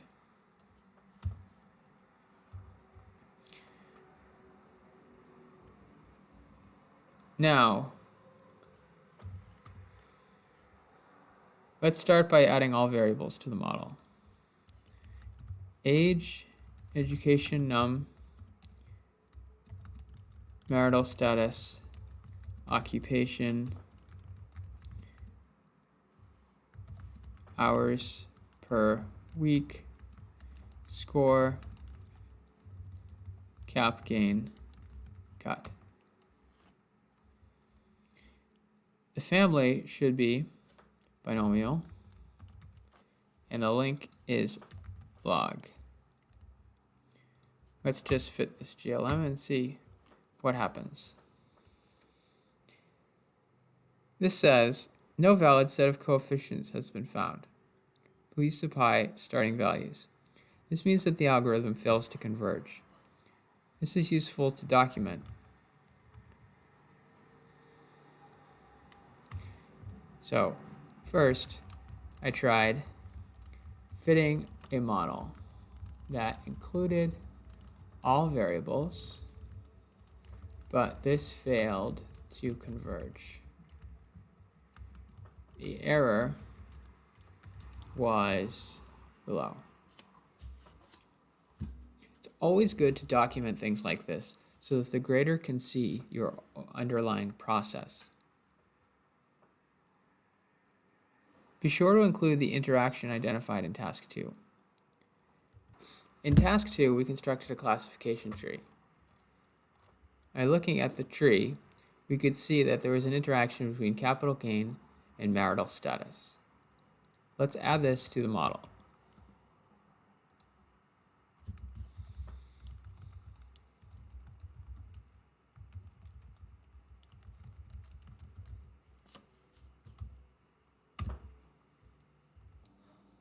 Let's compare two models, one using forward selection and another using backward selection. I use k is equal to 2, which corresponds to AIC. The first model, once it finishes running, will start with no variables using an intercept only, which is to say value flag tilde 1 in terms of modeling language. Then it's attempting to add variables one at a time. So the AIC starts at 3.3, and then it adds marital status, which improves the AUC. It's lower, it's 2.8. Then it adds education num, and the AUC goes down to 25. Then it adds capital gain cut, and this lowers the AUC further, etc., etc. It continues to add more variables until all variables are added, and the AUC is at a low point of 21397. So we started with no variables, and it kept adding variables until everything was included. Now let's try backward selection. Backward selection will begin with everything, as you can see from this formula. And if something were irrelevant, it would remove that variable. But in this case, it's showing that all variables are significant, so it's not removing any variables. So both forward and backward selection are resulting in the same model. We'll just say I fit models with AIC and both forward and backward selection. And both resulted in all variables being included. The final ASE was 21397.43. About 21,000.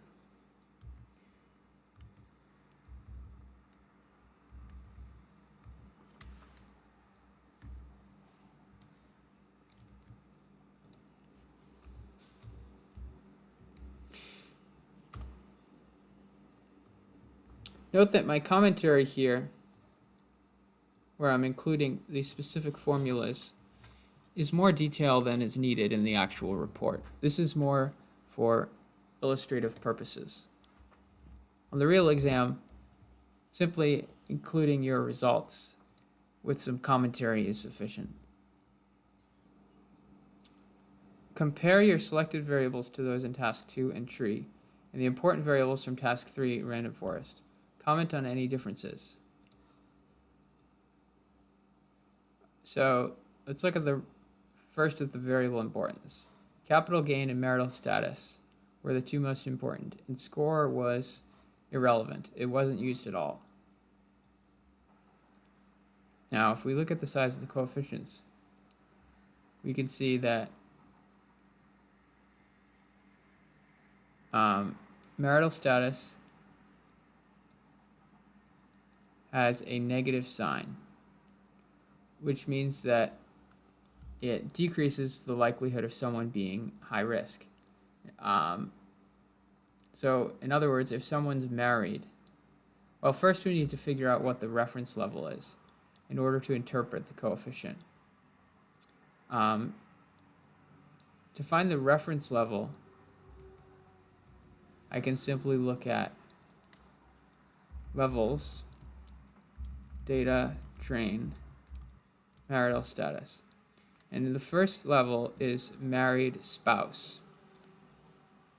So this means that if a person is does not meet any of these other criteria, then they're assumed to be married with a spouse. So if they are never married, decrease the probability of being high profit. If they are divorced, decrease the probability. If they are widowed, decrease the probability, etc., etc. So those who are married are most likely to be high profit.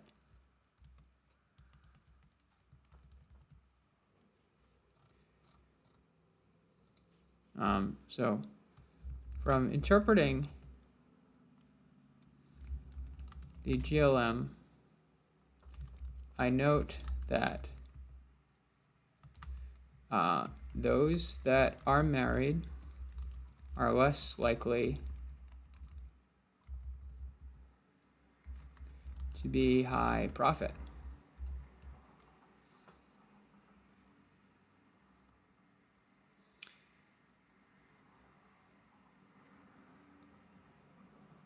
Now let's consider capital gain.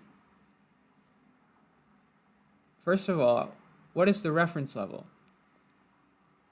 There's capital gain medium and capital gain high coefficients. This means that the reference level must be capital gain low. Because these two signs are positive, it means that if someone is medium or high, then they have an increased likelihood of being high profit. Those who earn capital gains are more likely to be high profit than those who do not have capital.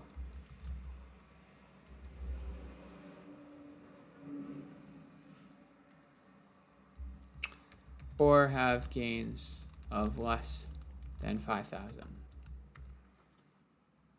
We can also see that score is included in the GLM, and the coefficient is positive, which means that those who are with a higher risk score should be more likely to be higher profit.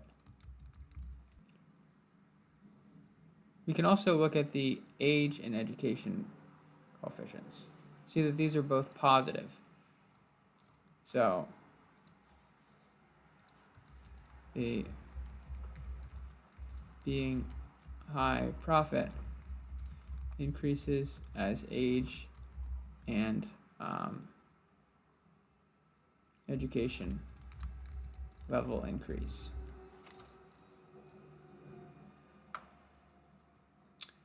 As well as hours per week.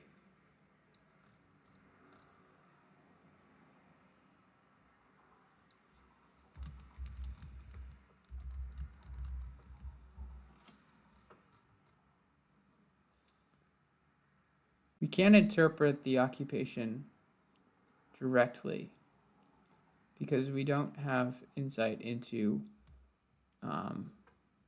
the group numbers. All that we can say is that occupation is an important predictor. While we are unable to give insights into the specific occupations given the limited info in the data, we can say that it is an important predictor of profitability.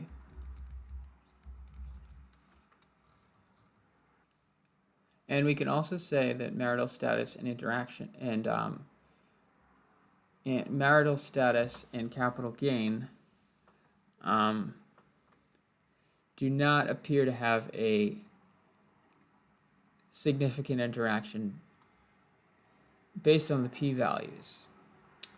However, if we looked at the decision tree, we saw that it was significant.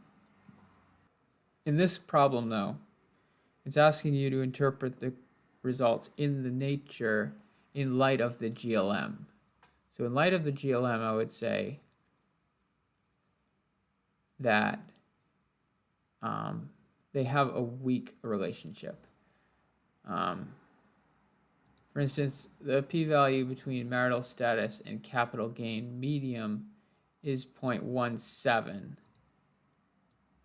It's 0.37 for capital gain medium and widowed, right? So it's significant for some levels. For divorced and high capital gain, it's 0.21, but for other levels, it's less significant.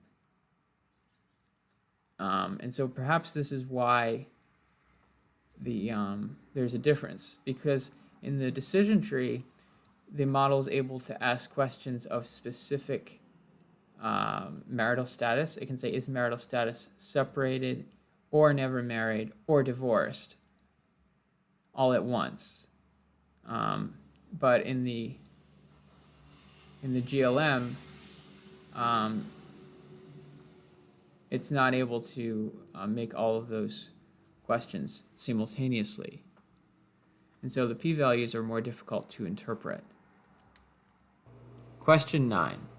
Select the final model. Recommend which model should be used, the tree selected in task 4 or the final GLM from task 8. Justify your choice.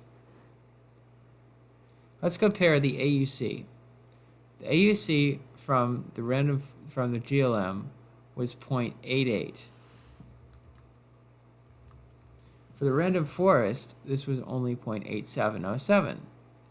This information alone tells you that the GLM is a better model. In our case, the goal was to predict customer value with the highest accuracy possible.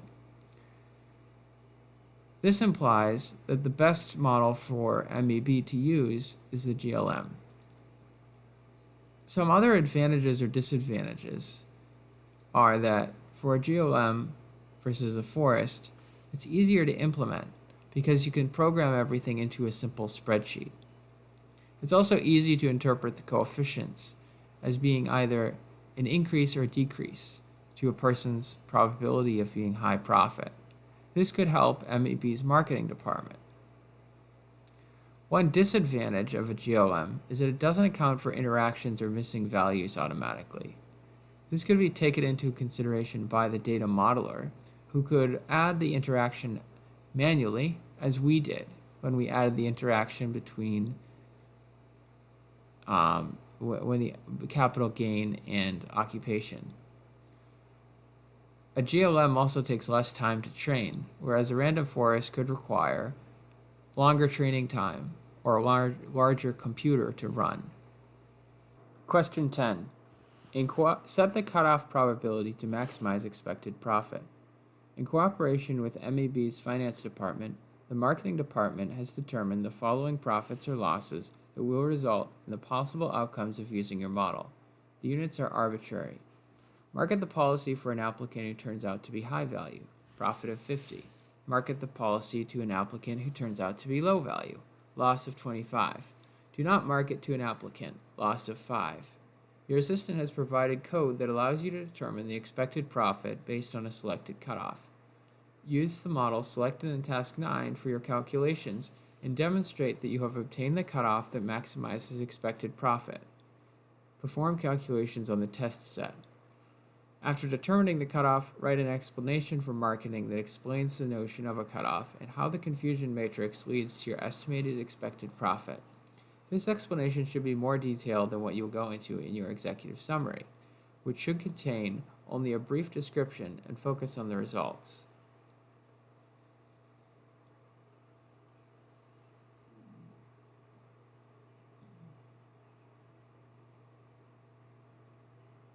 Let's look at the code that they provide. First, they set the cutoff to 0.5. Then, they convert the model's probability to either zeros or ones. Uncomment the model that you chose. In this case, I'm using the GLM. Then, the probabilities are converted to zeros and ones, and a confusion matrix is created.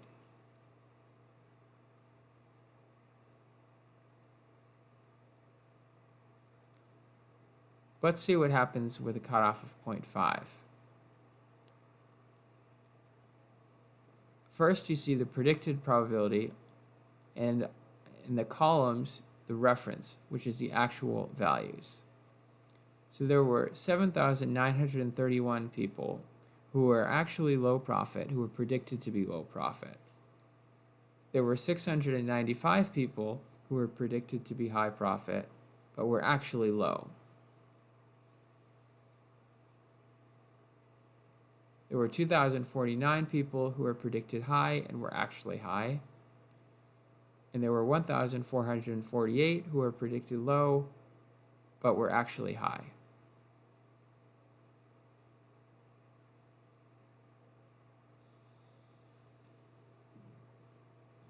What happens if we set the cutoff value to a different value? For example, let's say that MEB doesn't market to any customers at all. Then they would have a loss of 5 for everyone.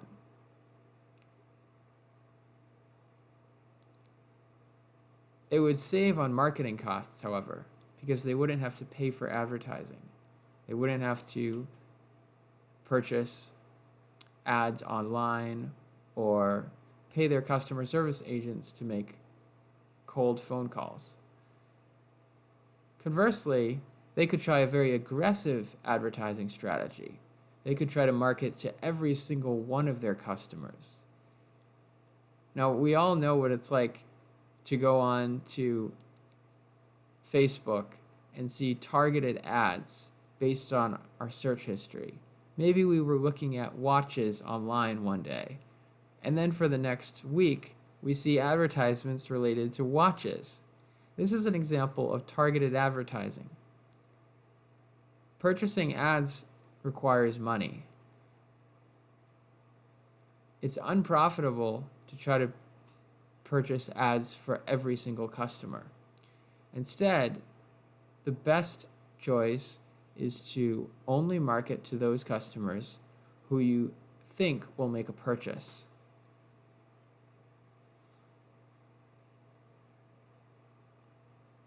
In this case, If MEB markets to someone who doesn't make a purchase, they lose $25. But if they market to someone who successfully purchases, they gain $50.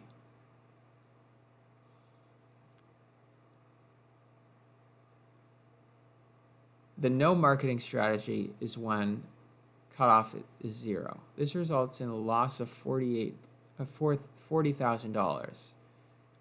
The aggressive marketing strategy would result in a loss of $60,000. Somewhere in the middle is where the optimal value is. To find that, let's try out several different values. I open Excel to create a small table, which will show the cutoff and the expected profit. You can save yourself time by putting this into an R function. It's called getProfit, and it takes a single argument, the cutoff.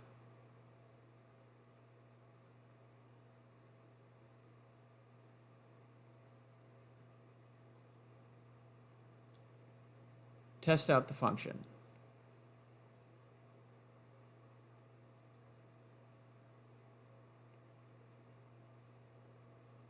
If we put in a value of 0.1, we get out 41,835.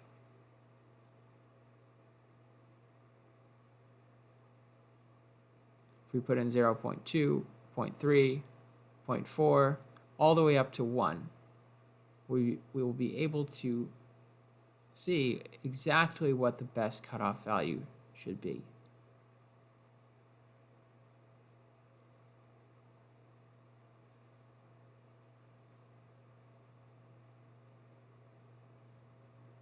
Let's copy these over into Excel.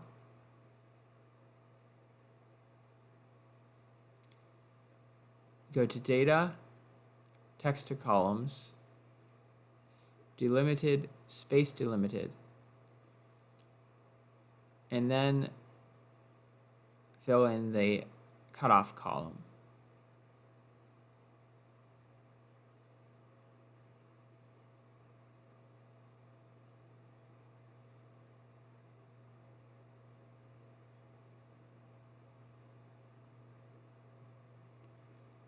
The best cutoff value is about 0.3, which has a profit of 56,920. If you set the cutoff to 0.9, you'd have a loss. If you set the cutoff of 0.1, you'd have a profit, but it wouldn't only be 41,000. Let's clean up the formatting, add some borders, and then move this into our Word document.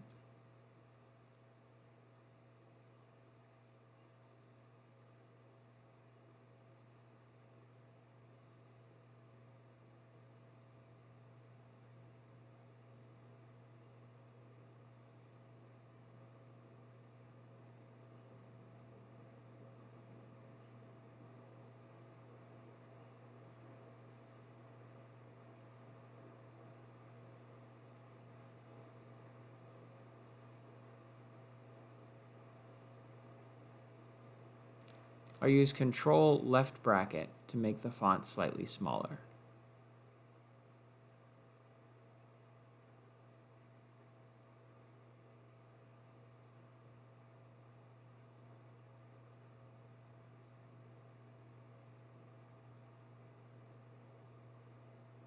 I'll be sure to highlight the optimal cutoff value that I chose.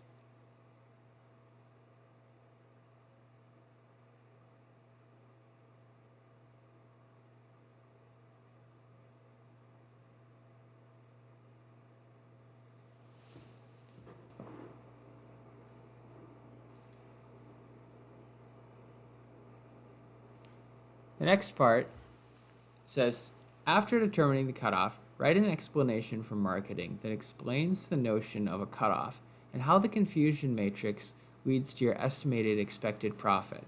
This explanation should be more detailed than what we'll go into in your executive summary, which should contain only a brief description and focus on the results. So what they're asking is that you go from the confusion matrix to your dollar value of your expected cutoff. Let's go back to the original code that they gave us so that we can look at the confusion matrix for the cutoff of 0.3. Make a note so that the grader can see that your chosen cutoff value is this.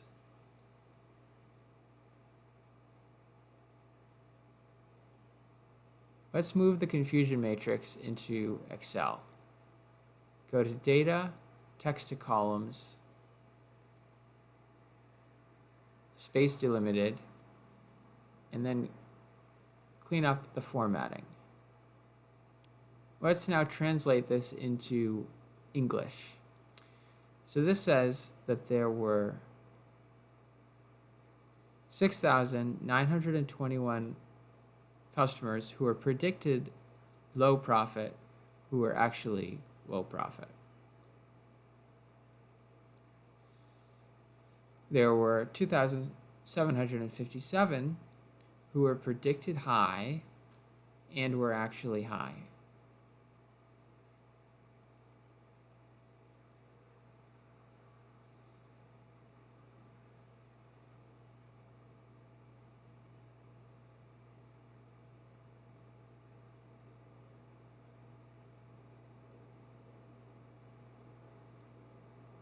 There were 1,705 who were predicted high, but were actually low.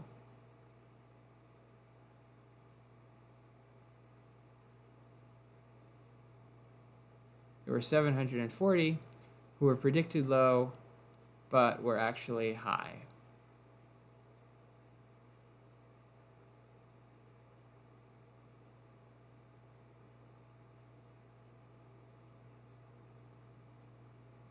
Now let's convert this into dollars and cents.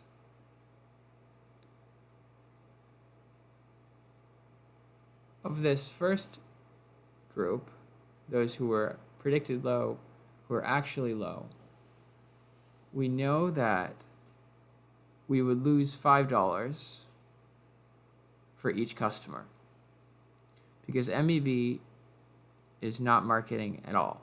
If they look at their model and they see this customer is not predicted to be high value, they will not spend money on marketing to that person. It doesn't matter if the person is actually high or low profit.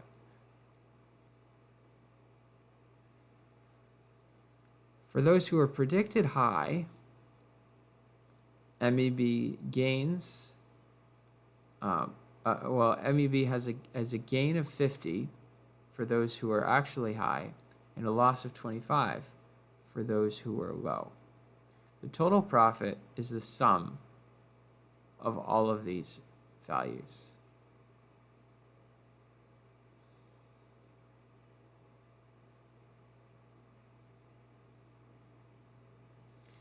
We can then match this profit figure with the left table that shows the cutoff values.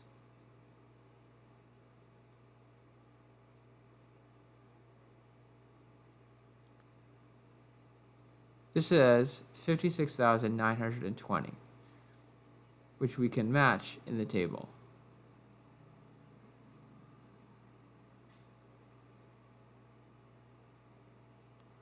Let's put this into words. It's helpful if we further break up this first group into two other buckets. There's a loss of 5 for each customer.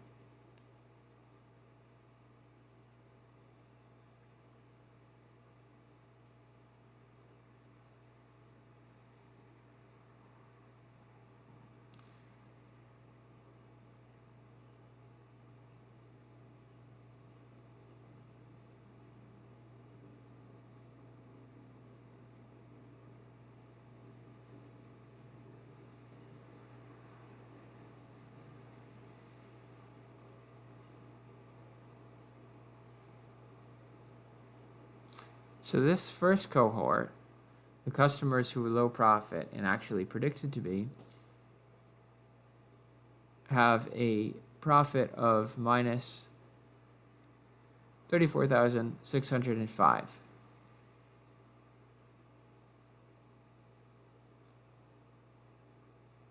Those who were high and predicted to be high have a positive 137,850.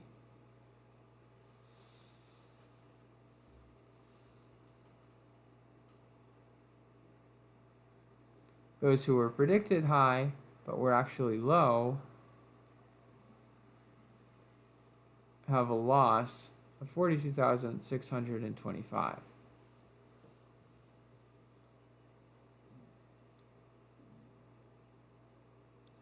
Finally, the 740 who were predicted low but were actually high has a loss of 3,700. If you add all of these together, you get 56,920, which is the same as the value from our table.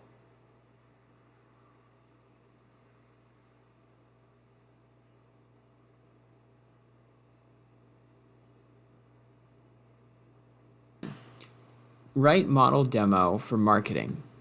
Marketing has asked for a demonstration of how your model is to be used with examples of cases that predict high value and cases that predict low value.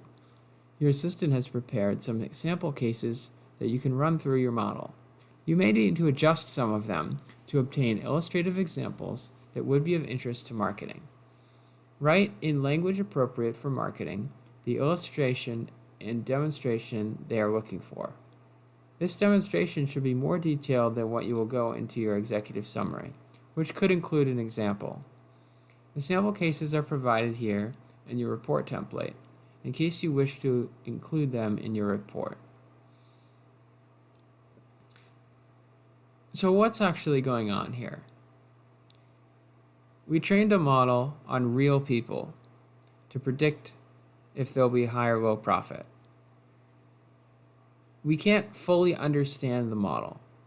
We might have used a random forest, we might have used a tree, we might have used a GLM, and in any case, we want to be able to explain what the model does.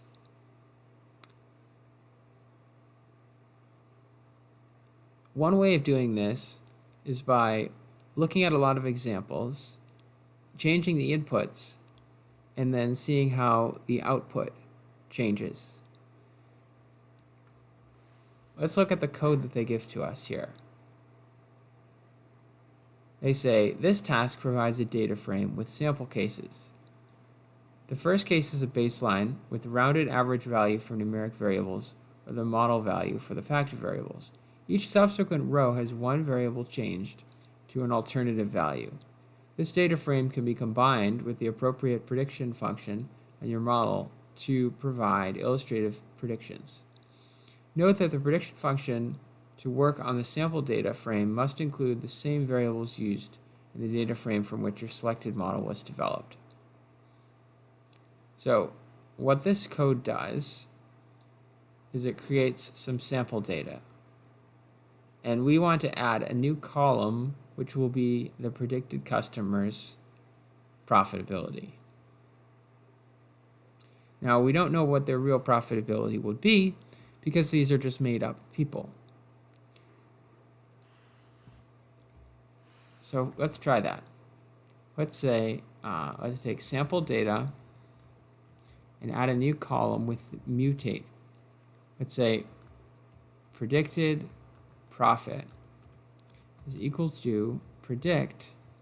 Now we need two things. We need a model object and we need the data. Let's scroll up to where we saw our model.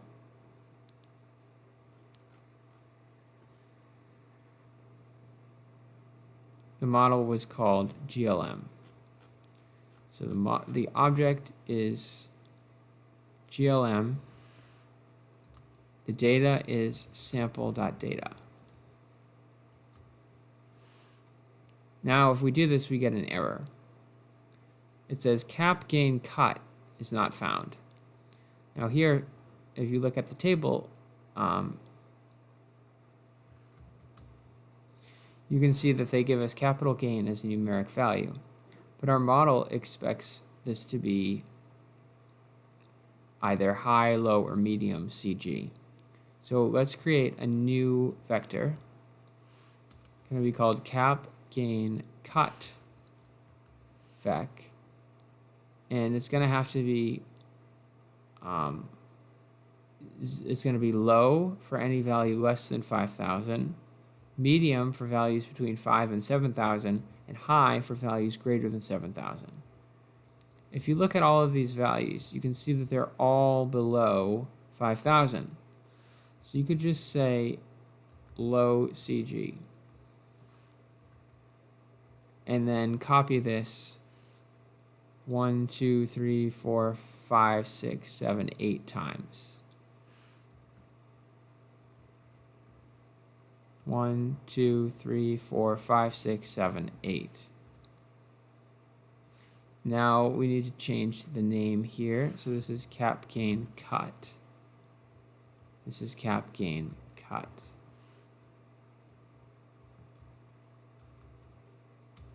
Now when we look at the data, we see there's cap gain cut and it's all low CG. Now let's look at the prediction. This is strange. We see negative values. We expect this to be a probability, which has to be between 0 and 1. If you get this error, don't be alarmed. This is because there's a missing argument. It should be predict GLM sample data and then type is equal to response. Otherwise, the prediction is based on the log scale. So here, once we've made this change, we can see that these are all predicted probabilities. Let's move this into Excel. Copy the entire table and paste it.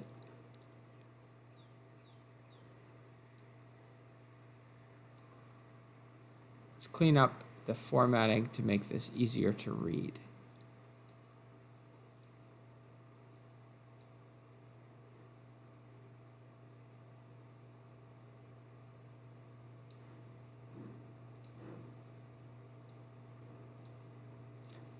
Add a new column called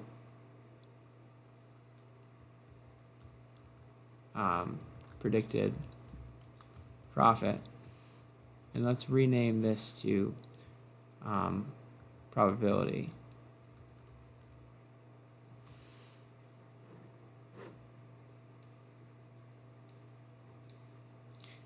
The predicted profit is based on the cutoff value.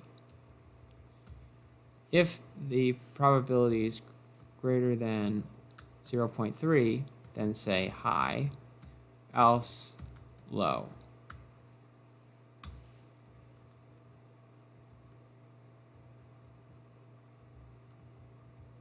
We can see that all of these people are predicted to be high profit, except for this person who's predicted to be low profit.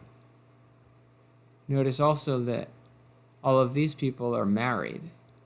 This person is never married. If you wanted to make changes to some of these values, you could simply change the data here and then change the table. Like let's try putting in someone who's worked 0 hours per week.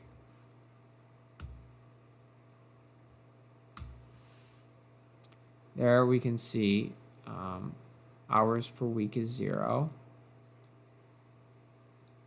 And then if we update this data, we'll see hours per week is 0. And they also have a very low predicted profit.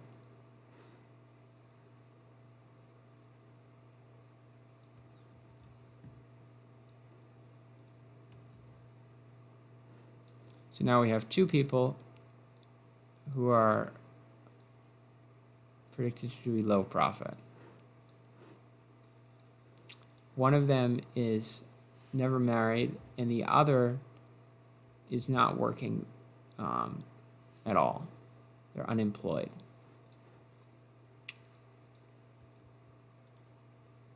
Let's clean up this formatting.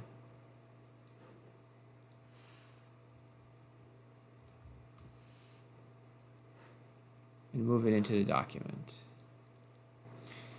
Note to candidates. This table is provided for use, but does not imply that it should be used as is, or used at all. So let's just delete this table and use our own table.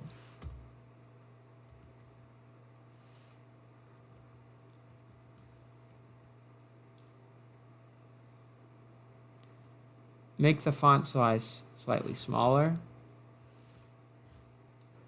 Highlight the whole table.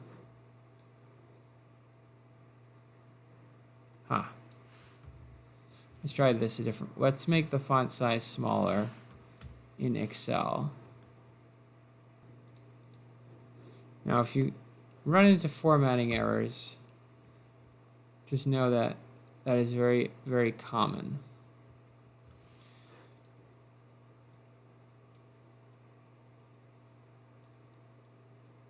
What's most important is that you get the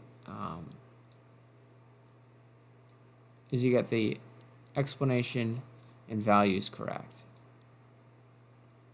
When the SOA grades these exams, they will see that every candidate also has difficulty with formatting errors, and they will be understanding.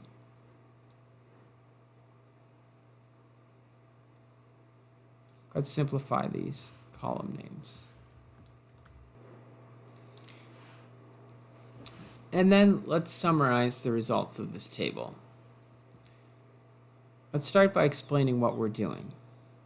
So a predictive model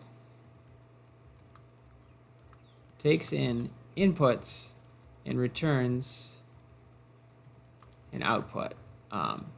In our case,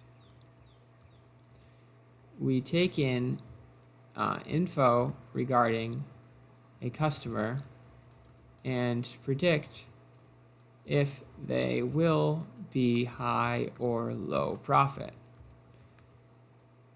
Once we know a person's age, education, marital status, occupation, hours per week, risk score, and score,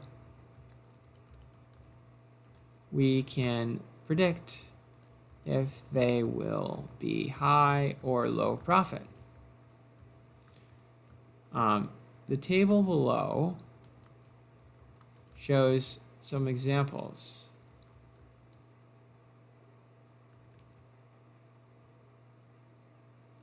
The first row is a 39-year-old who has 10 years, who has an education score of 10, is married, in group 3, occupation, has had low capital gains, which are less than 5,000 annually, and works 40 hours per week, and has a risk score of 60. This person is predicted to be high profit with 33% probability.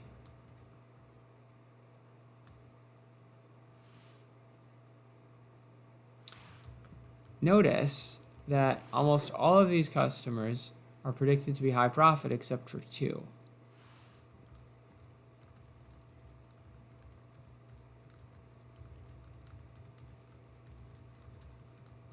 These are a person who is unemployed or not working, as hours per week is 0, and B, a person who has never married. This would be useful for marketing to keep in mind. If they want to know if a given customer demographic is likely to be profitable, we can test out the predictive model to see if this would be the case. For example, they should not market to those who never marry, or to those who are not working, because these people are not profitable.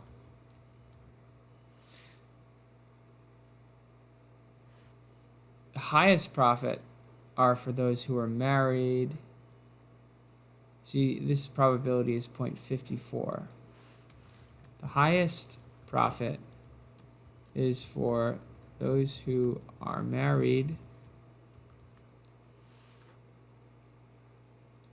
working 40 hours per week,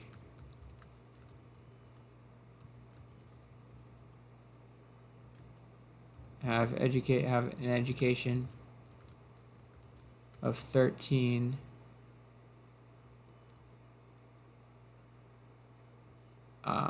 which show below with probability 54%.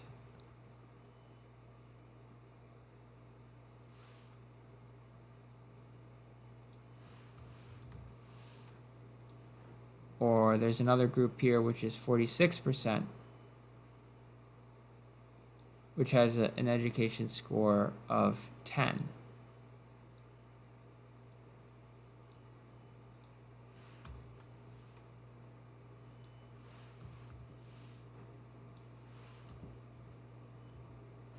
Other examples could easily be tested depending on what marketing requests. And finally, we come to the executive summary, worth a whopping 20 points out of the total 100. This is the most important part of the exam. If you ran out of time on the earlier tasks, that's totally okay. Skipping ahead to the executive summary is a very effective strategy. The official instructions are as follows. Your executive summary should reflect the information provided and work from tasks 1 to 11 as relevant to the marketing department. Your executive summary should include a problem statement, discussion of data, and coherent explanation and justification of your recommended model and conclusions. Notice that it doesn't specifically tell you to use simple language, but this is implied. It says a coherent explanation and justification. Earlier on, when it's giving you instructions about specific tasks, it says the audience for the task responses is the examination grading team, hence technical language can be used. And so this implies that the executive summary should be in non-technical language because it's not for the grading team. A useful analogy is to imagine that you are writing this to a salesperson or someone who's working in marketing. Your grading team might be an actuarial manager or someone who has a technical background. Imagine that you walked up to someone on the street and had to explain your entire report. To save yourself time on actual writing, go to View, and then split. And now scroll up on your first window to the beginning of the report. And I'm going to zoom out so that you can see more of the window on your screen. Then go down to the executive summary.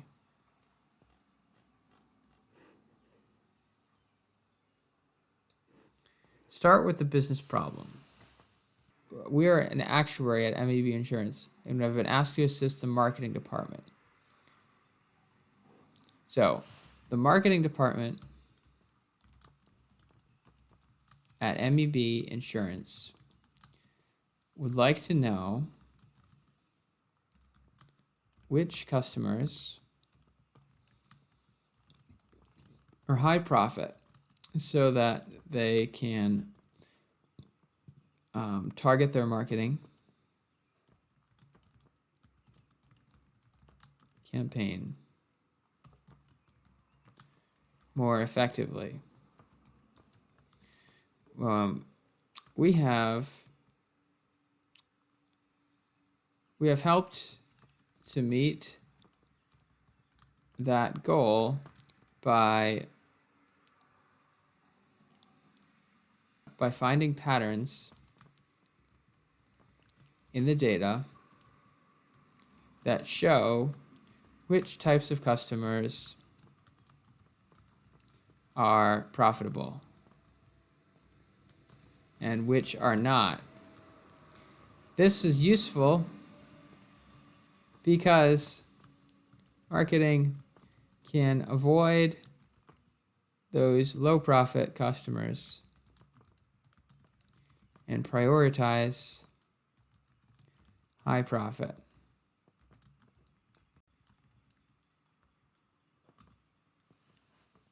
So we based our analysis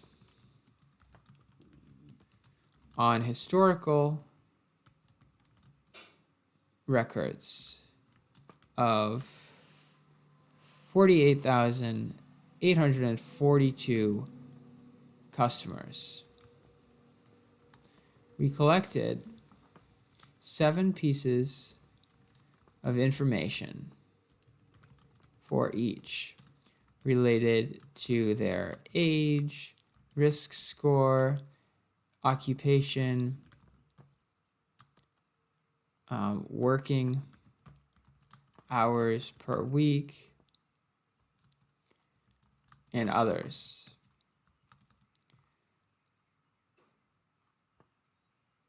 We only included people over the age of 25 as marketing requested.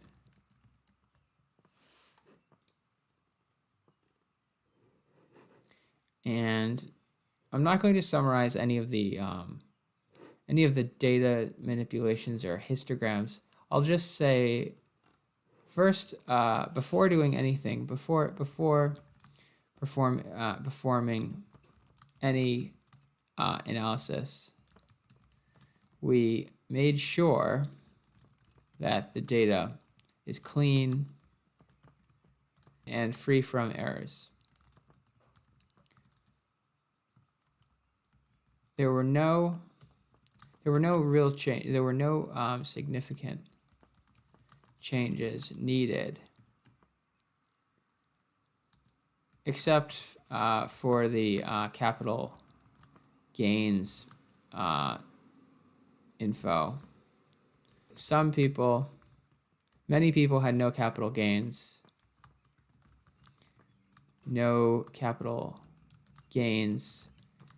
and so we put them into categories of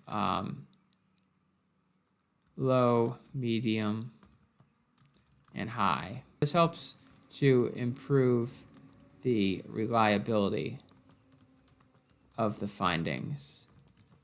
Now let's talk about the training and testing set. So we are concerned that our findings will be accurate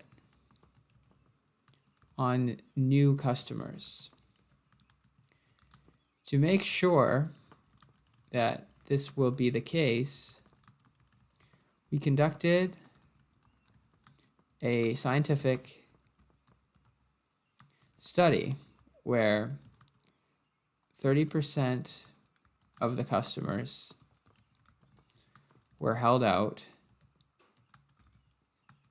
as a blind test group. And then the remaining 70% were used as were used to form hypothesis.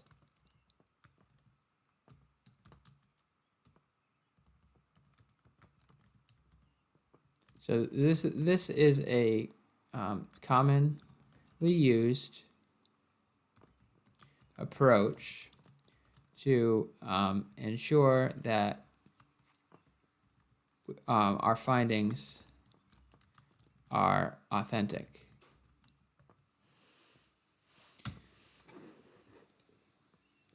We then fit several different models.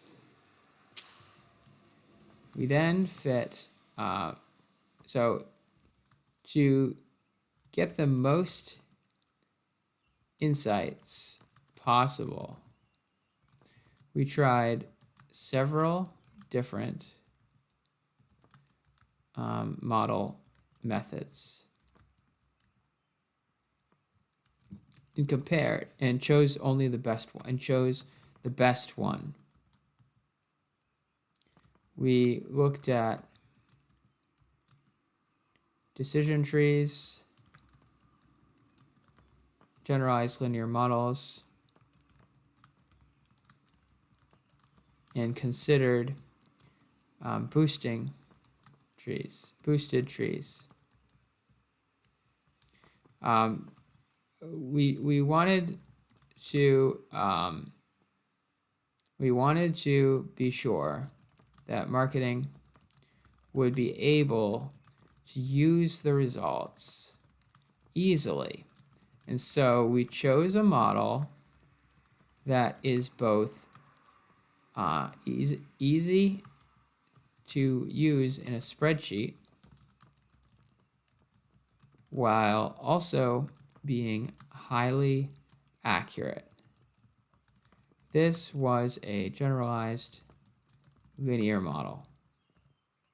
Now let's talk about the importance, the variable importance from our random forest. Let's just say the most important predictor of whether a person will be high or low profit is their capital gains, marital status, and amount of education. Other factors that are less important are their age and hours worked per week. The least important factor was their risk score. So this is based on the statistical results, right? Now let's try to explain this in common language. Those who have high capital gains may be more concerned with their financial stability, as they have a history of investing. This means that they are interested in purchasing financial insurance.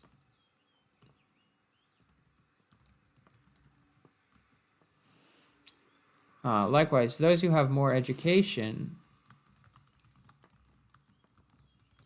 may better understand the risks involved and thus be more apt to buy insurance, may be more likely to commit insurance fraud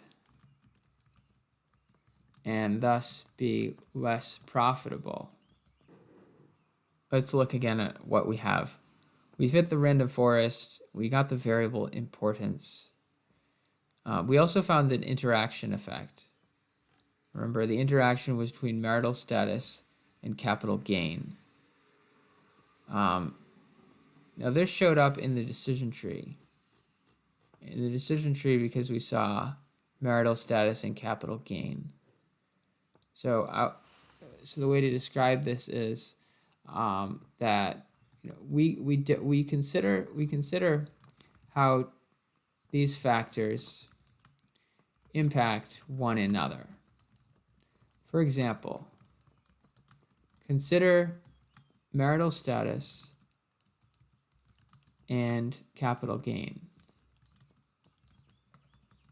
Those who are married are maybe more likely to invest than those who are not. Those who are unmarried may not have dependents and thus are able to take greater financial risk, or perhaps do not invest in assets that give capital gains.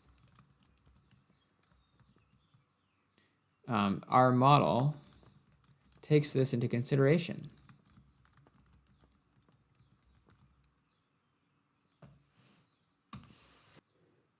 We could summarize all of the rules from the decision tree, but we also have this input from the GLM. So you have the coefficients.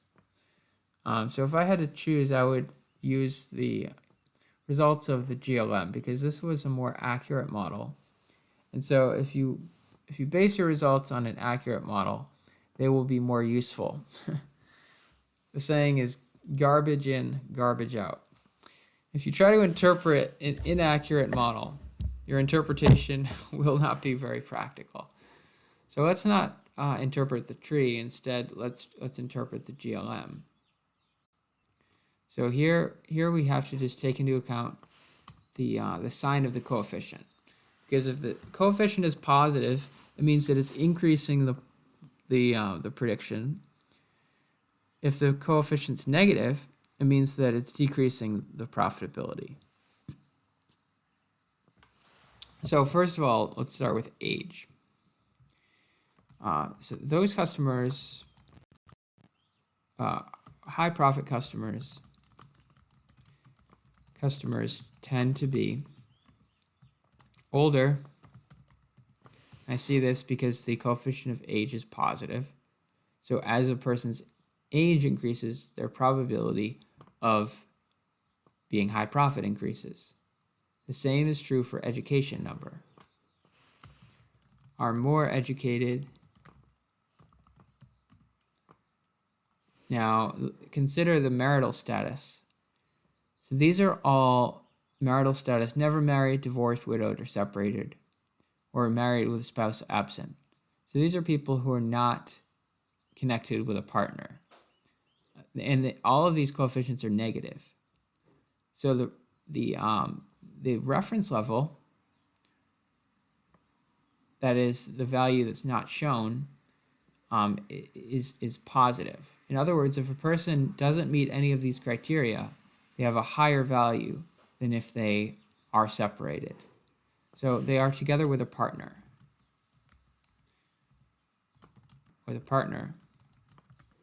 Now consider capital gain. If capital gain is medium or high, then the probability increases. So this means that they have more capital gains, have a history of capital gain of earning capital gains, hours per week is also positive, as well as score. So they work more hours per week, are less healthy, or I should just say have a higher risk score.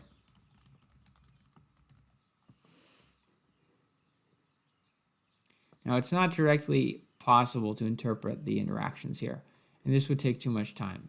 So I will just leave this information out.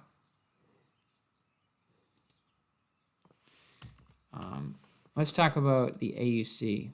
When we evaluate the performance, our goal is to be able to predict accurately whether a person is high profit or low profit.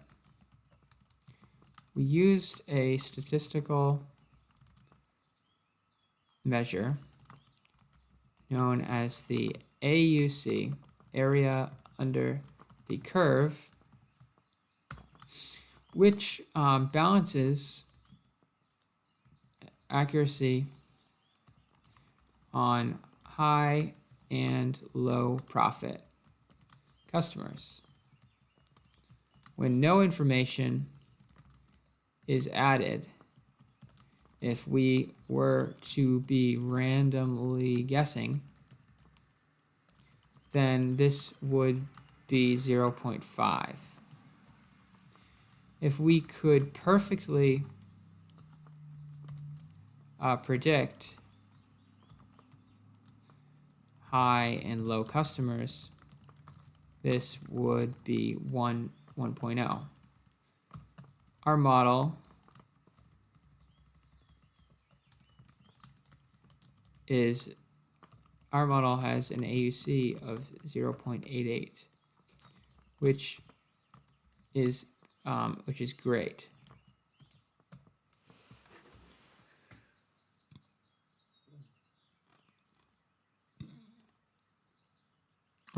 Let's talk about the profitability cutoff. Our goal was to maximize profit. Which customers marketing target? How aggressive should their marketing strategy be? We helped to shed light on this question by conducting a few simulations. We calculated the cost, the net profit from different scenarios, where either most customers were targeted or few customers were targeted. These profits ranged from a total loss, which was negative $25,000,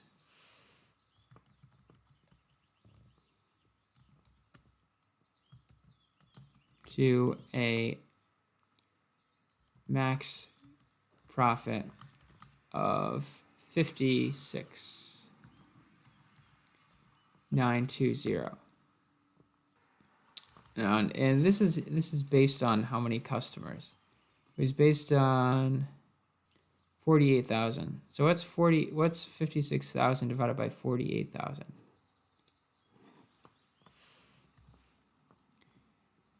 It's 56,000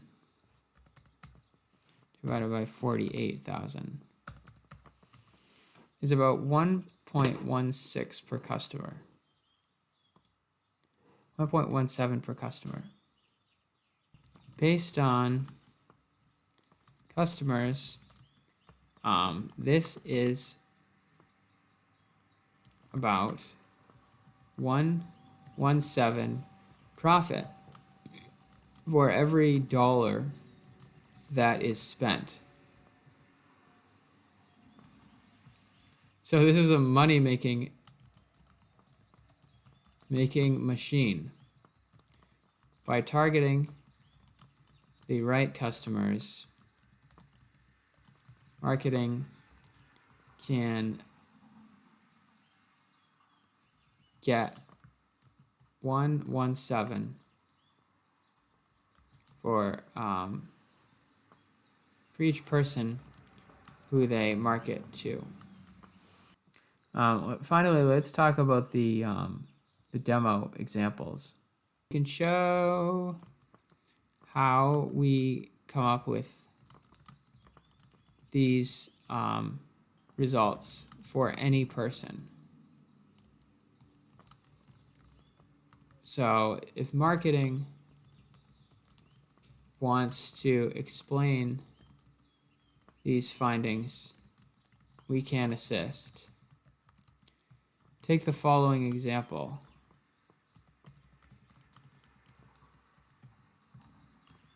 A person, 39-year-old, who has a moderate education, that is, their education score is 10, is married, and has had less than 5,000 in capital gains, works 40 hours per week, and has a moderate risk score. This person has a 33% probability of being high profit. Finally, let's add a brief conclusion. In conclusion, to improve marketing profit,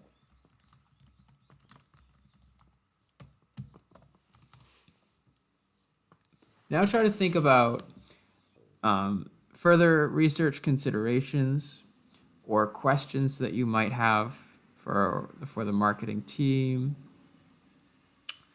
Also, anything else that may be useful to know that shows that you're thinking about this from a real life perspective. Regarding the cost assumptions provided for those who were not marketed, this value is different.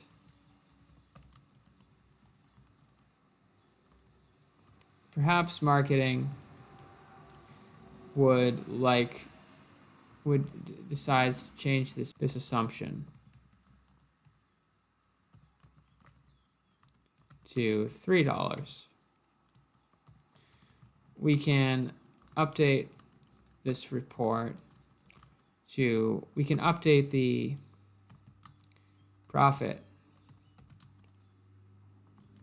calculations to reflect this.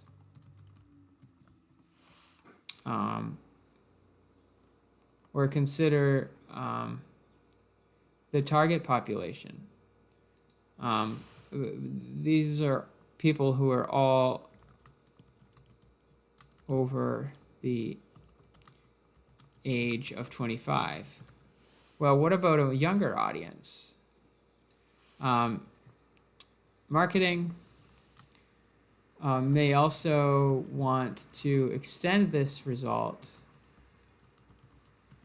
to younger customers those under the age of 25. As you know, if they do this, if this is done, we may wish to get additional information, such as acquisition method,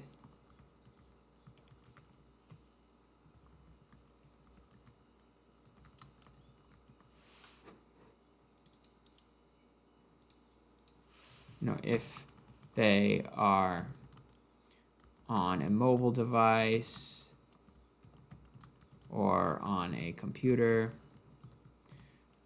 or their annual dollars spent, or if they are a new customer, and so forth. We are only using 7 pieces of information.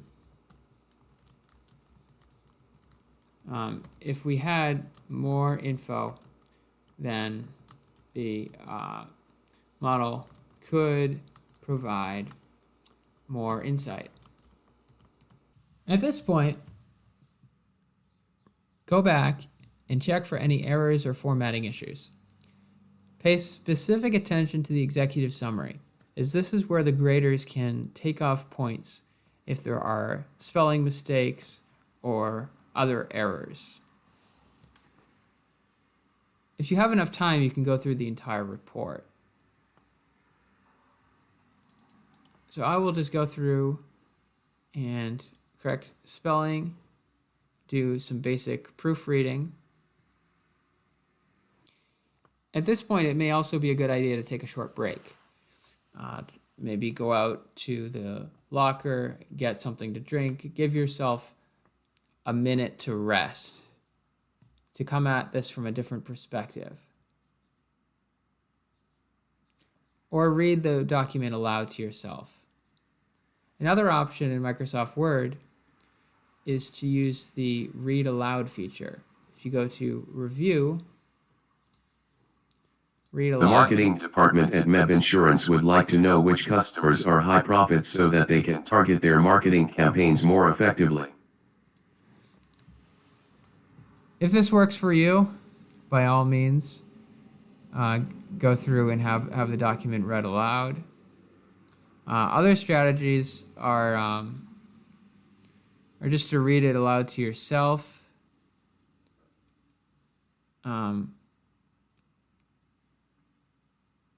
And make sure that you're not using any technical language. And if you do, make sure that you explain it in clear language. Like here I say, to get the most insights possible, we tried several different model methods and chose the best one. We looked at decision trees, generalized linear models, and boosted trees. I could maybe explain what these are. These are the most common used models today and work well on a broad range of problems. We wanted to be sure that marketing would be able to use the results easily, so we chose a model that is both easy to use in a spreadsheet while also being highly accurate. This was a generalized linear model. Well, a popular choice for pricing insurance based on customer demographics, as we have in this case. Finally, consider the length of your executive summary. In this example, the summary is 919 words.